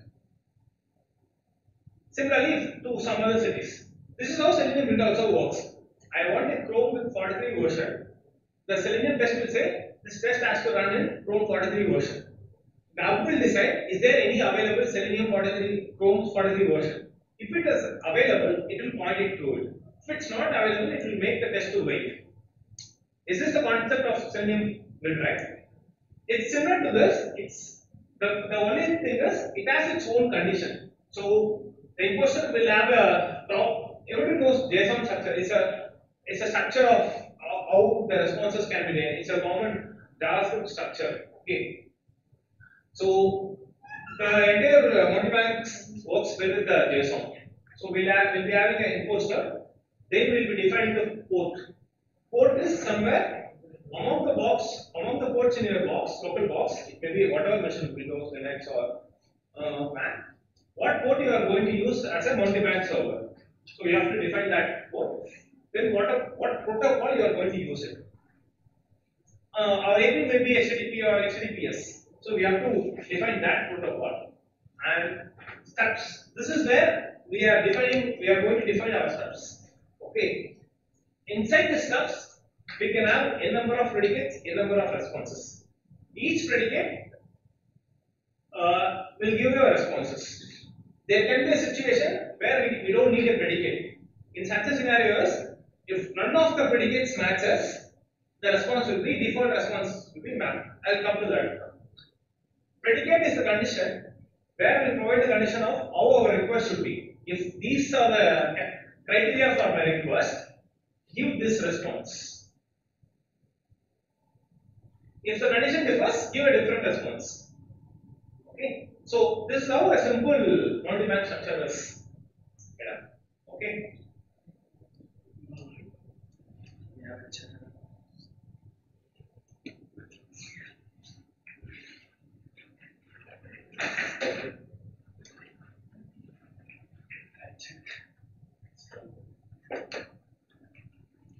Let's start from the scratch. Okay.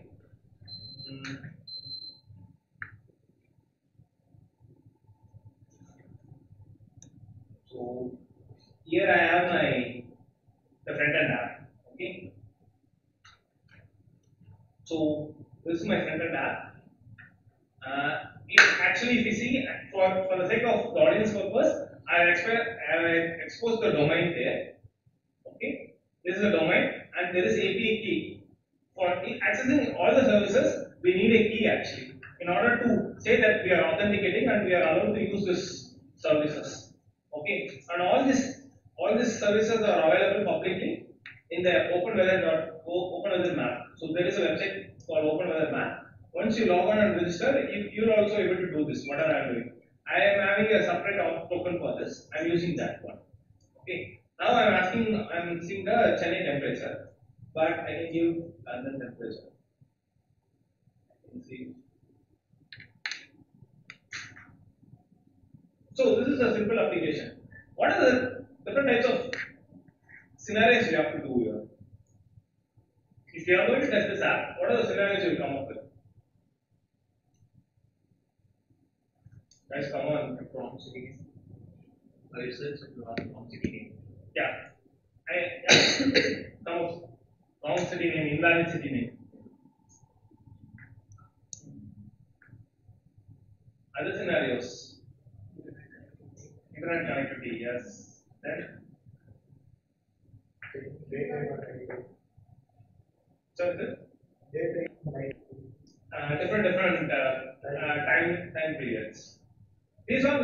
the functional behavior scenarios, whatever you have come up with. So this is the requirement. This is a number field. We will test it with negative values or not.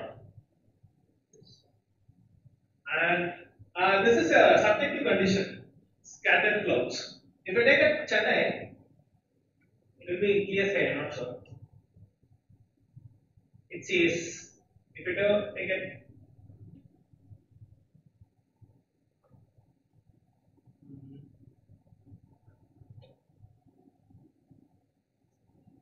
so this is subjective condition, right? And this subjective, if you look at all the responses, whatever you have seen, this is the constant, and this is constant. This value keeps on changing.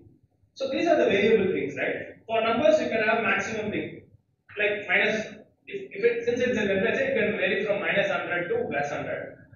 But for the sake of us, this open API.openWeather will not give a response like -100. So how do we test? We are not able to directly test it. Since this is a subjective term, this can go up to 2 sentences. What the developer would have done, they would have constrained this entire view to a particular width. If the entire word is not getting done. So these are the scenarios we will be not able to test it later on. And what we simply say, conditions verified this, we will not verify unable to verify these things. We'll put this and more. But is this the actual way of doing the testing? As a QA, we have to see the end product that it is compatible with all the kind of values, right? So this is where we are going to see what we are going to how we are going to add a value for it. Okay. So I'm just using a Mac, but this is whatever the commands I use is compatible across Windows or Linux boxes also. Okay. First, we have to install Multiband.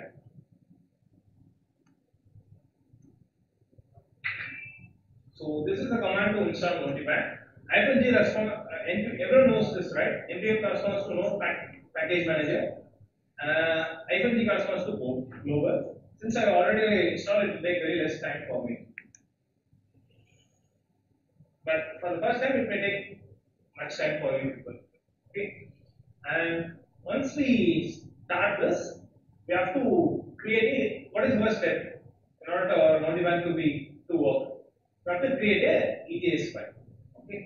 So I prefer to use editor called Atom. So it's up to you people. Whatever editor you want. Okay. What I'm creating is inside that current folder, I'm creating a folder called EJS. Inside that, I'm creating EJS file. Okay.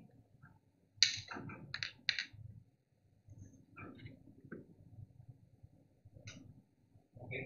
And you remember the structure of the JSON, right? Can everybody guide me how to write the structure? Please.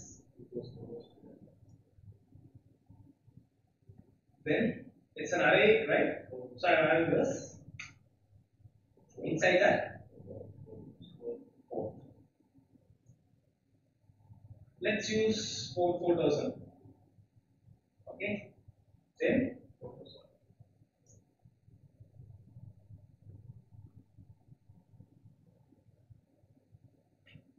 our protocol, if you observe this API uses HTTP protocol.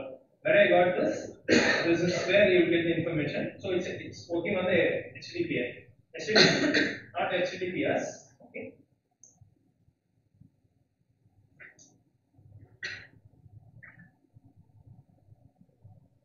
Then subs.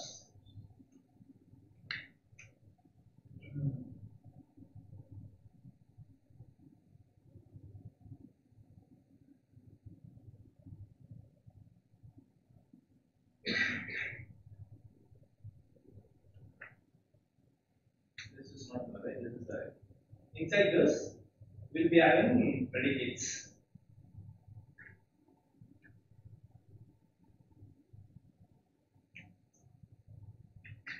So I just created a template. Okay, this is just for your reference. Okay, So we have created the code. We have created the protocol, and stubs is an array. As I said, I can have n number of predicates and n number of responses for it. Okay. Our next step is to create a predicate.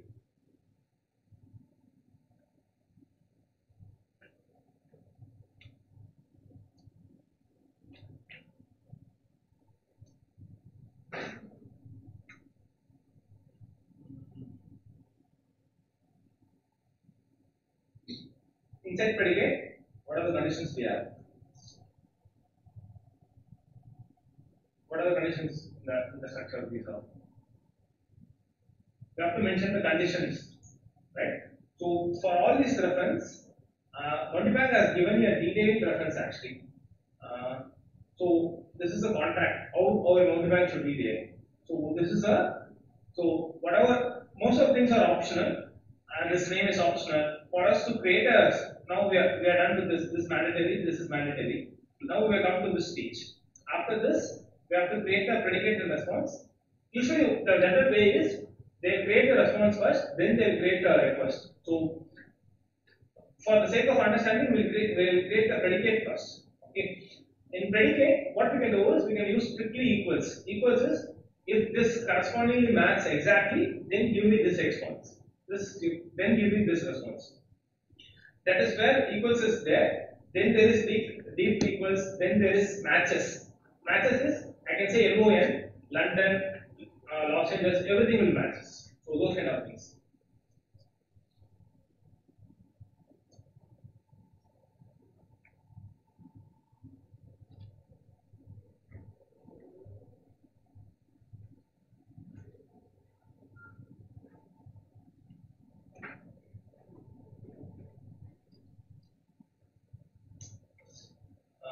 What are the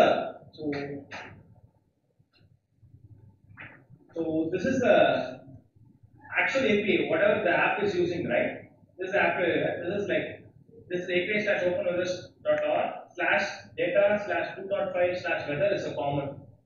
That is not going to change. The query parameter 2, that is the city, app ID, that is the password, whatever I have, and the units, what kind of metrics I want. So this is the actual response, request actually. What kind of request this is? Get request. So we have to mention that. Then what are the other dependencies we have? The path. This is the path. Okay. This api.openweather.org is the base URL, and this is the path, and these are the query parameters. Okay. Everybody is okay with these kind of things? Okay. Once I make a request for these things, I will get an invalid request. What's wrong with this? I think please I keep the wrong way. Yeah. So I'm getting the response, right? This is a response. What kind of data is this response? It's a JSON response. Okay. And the status is 200. And it took 62 milliseconds. Okay. And if you see the headers, there will be n number of headers, but we don't need to use all the headers because some of the headers are for the server configuration. We need this content type. If you don't mention this, it will be a plain text. We will not able to understand it. It will be a plain text. Okay, and this is not needed. This is a cache key, and we need this access control origin. If why this is mentioned as asterisk is, say I am the producer of the responses, and if somebody is going to consume, it should say I can. This consumer can use my responses. Simultaneously, since this is a public API, he has mentioned it as asterisk because anyone can consume and anyone can use this. So these are two things we need to worry about. So we have to mention what kind of method, we have to mention the path, we have to mention the query parameters. Okay.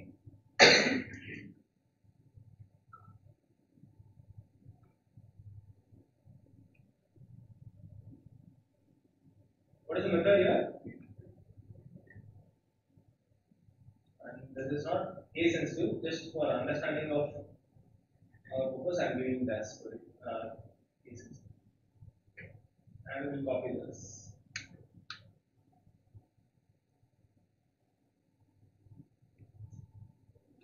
And then for query parameter, we don't have a single query parameter. We have a bunch of query parameters. So we again open here list of JSON file. What are the different types of query parameters? One is queue, one is app ID, and the other one is units. Okay.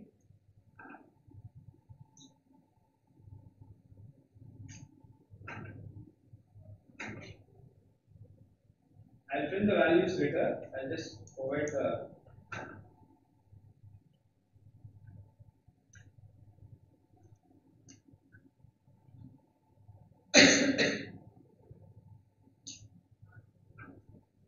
and the final one is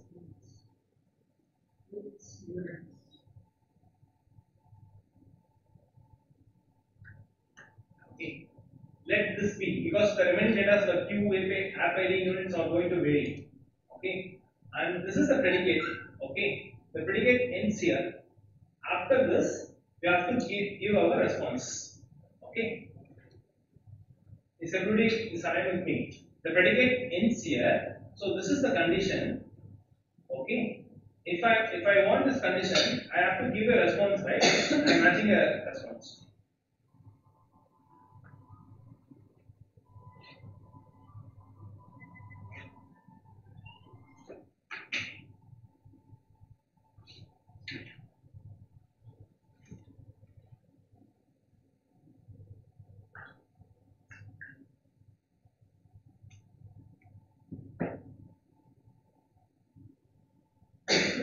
As I said, I can give multiple responses for the same request. In ascending order, for the first request, it will give the first response. For the second request, it will give the second response. If you don't have multiple requests, it will always respond the same value. Okay. So we can have multiple values of matching the responses. I can give a generic responses. In that case, I should use is. So for this value, this is the response thing. So what are the basic memory needs mandatory for a response are data score, headers, and the body. Body is going to have the content. Okay. I think since we are having less time, I'll go with this. I thought of doing the exact code. So is everything clear till now? Whatever I have done there, it's the same file here. Okay.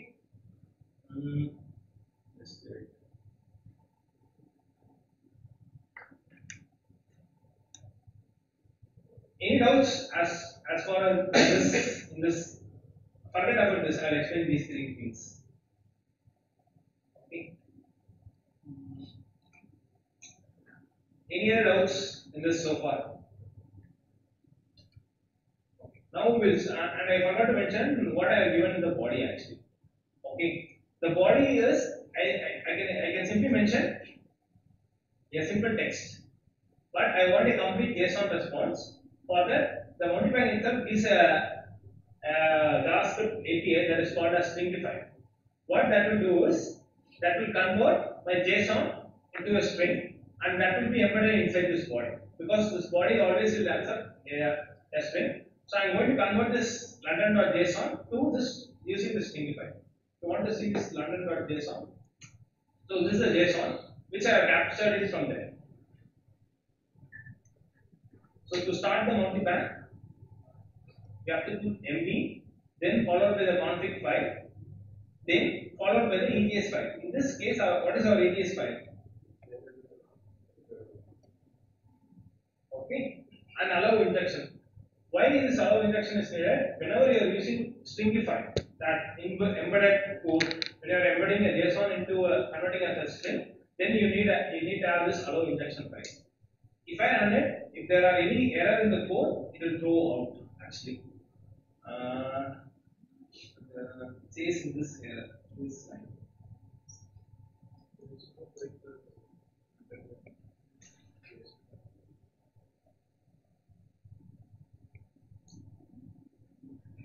Here the name is under DJ. No, this weather.js. The file in under.json is not here.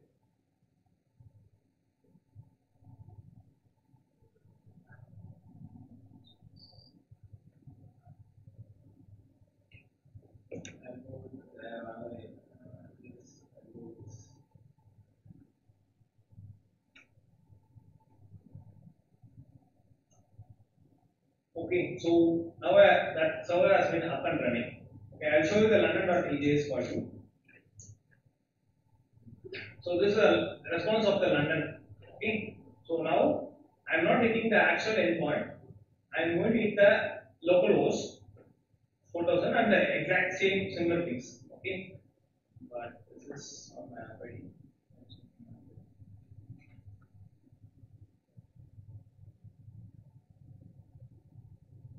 So if you see, it's not hitting the actual service, it's hitting our local service. And if you go to the multi-bank console, you can see that I have made a request. If I make a again request, it will show you. So now you can know what it's hitting. Now it's the local service. So what I have done is, so similarly I can have chennai.ejs. You see, like I can have chennai.ejs that will respond to chennai.json. Okay, and I can have error.ejs. What that error.ejs will do?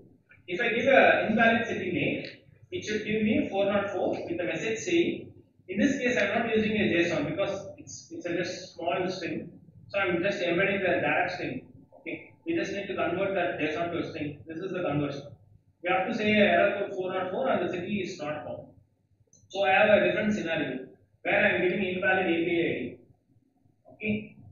For that I have 401 that is usually used to say unauthenticated responses. Invalid API kind of thing.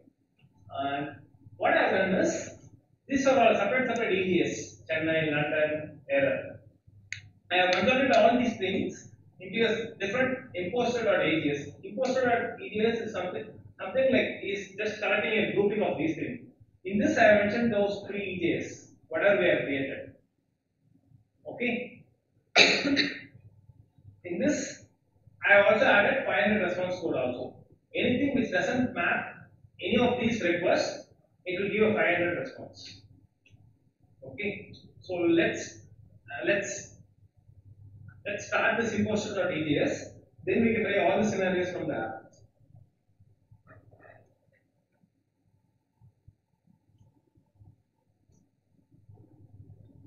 So I'll go to the app directly.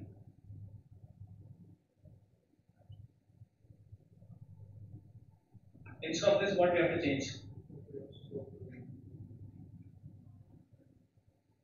And let it be a valid app ID, whatever I give. And now we are going to see that it got the response from the local host. Okay. Now, if I want the temperature to be of different value, instead of this, I can show different value. So this is there in chennai.json. Instead of this, I can give a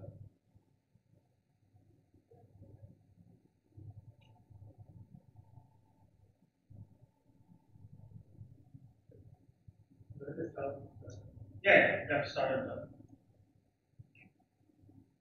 So I can give a negative value there. Now it's possible all the things to do. Now it says heavy showers. Instead of that, I can give a 2-page.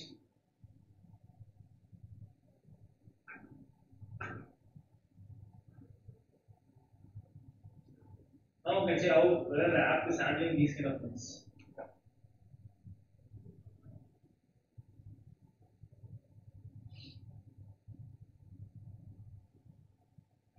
This is with respect to Chennai. Let's go to London. Okay. Now I configure in such a way, if I give invalid city,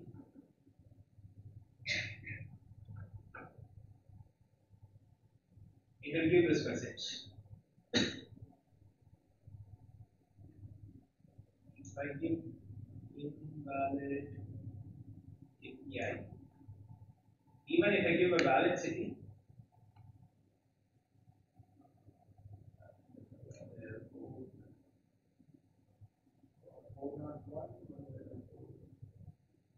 app ID. So this is invalid API. And now I want to get, this is 401. Now I want to get a different error message 500.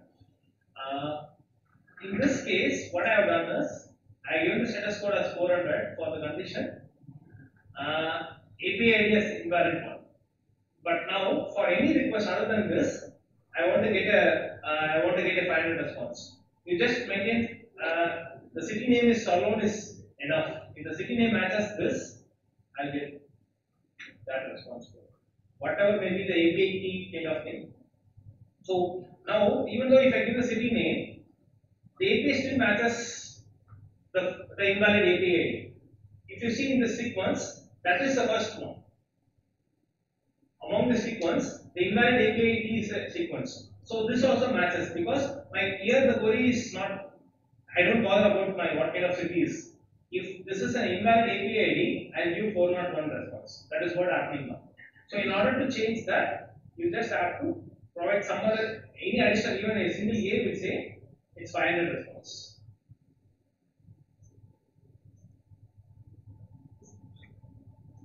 So I think how easy it is to configure this.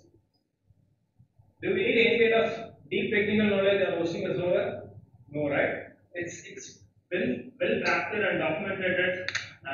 The documents are much. It's very easy to understand. You just need to go through it. No need of it's self-explanatory. All the things are. I'll show you a code where we created an entire backend app like using this.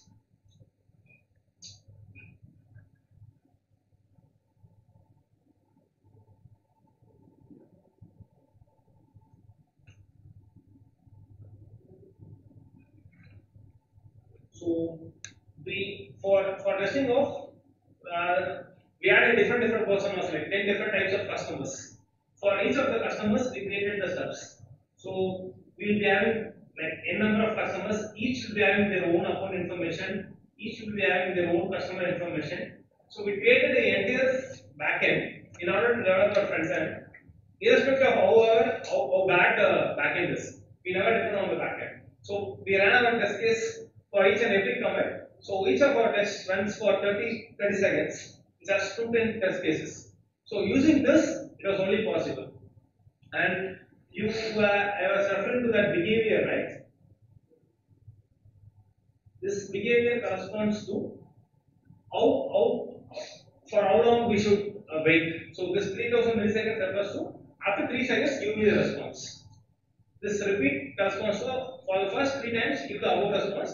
For the next thing give the below response.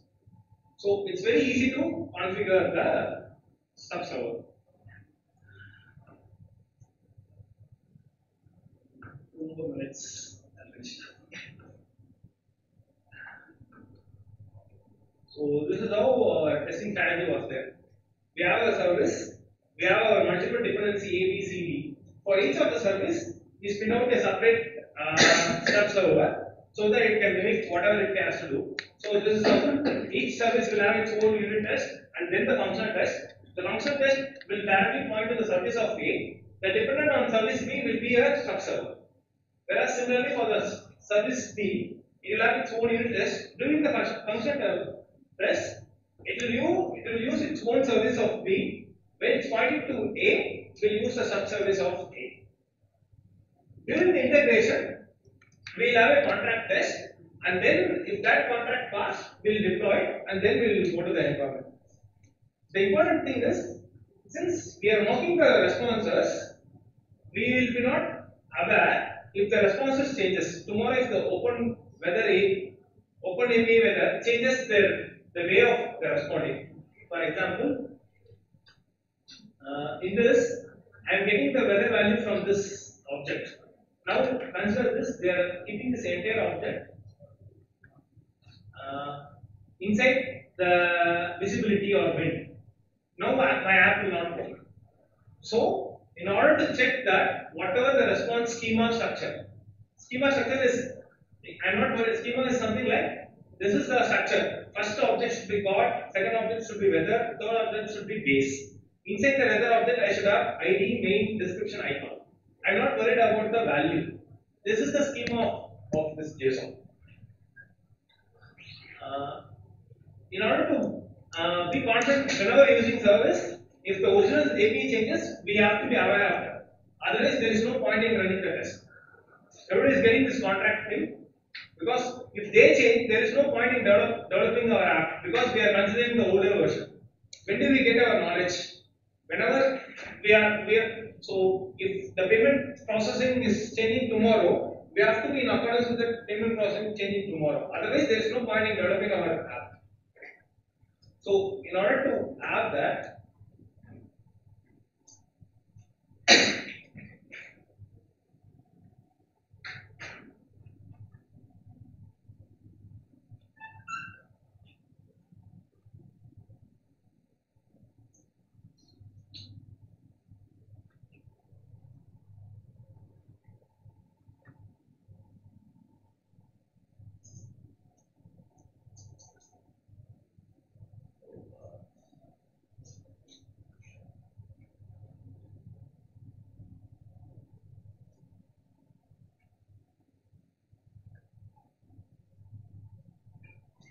we should have a contract test actually.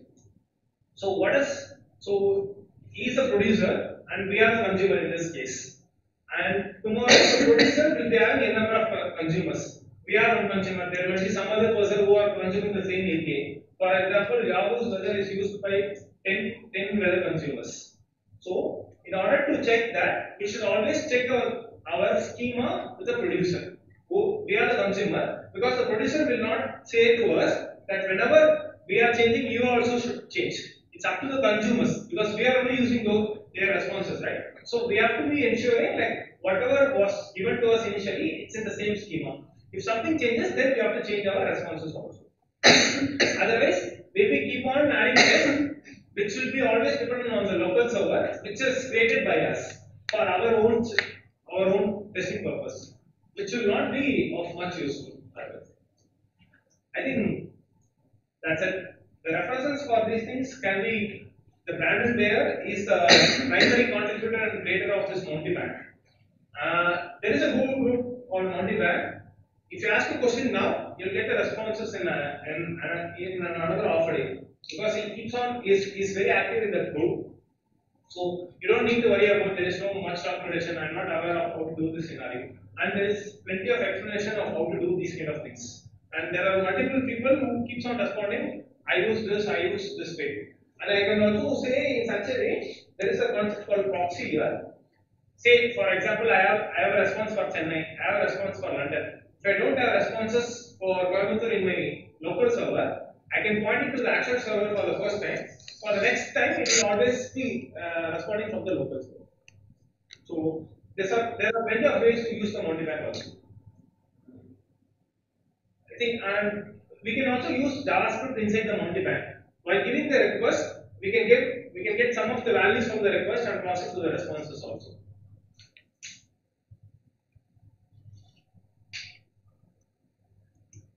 That's it. Any questions?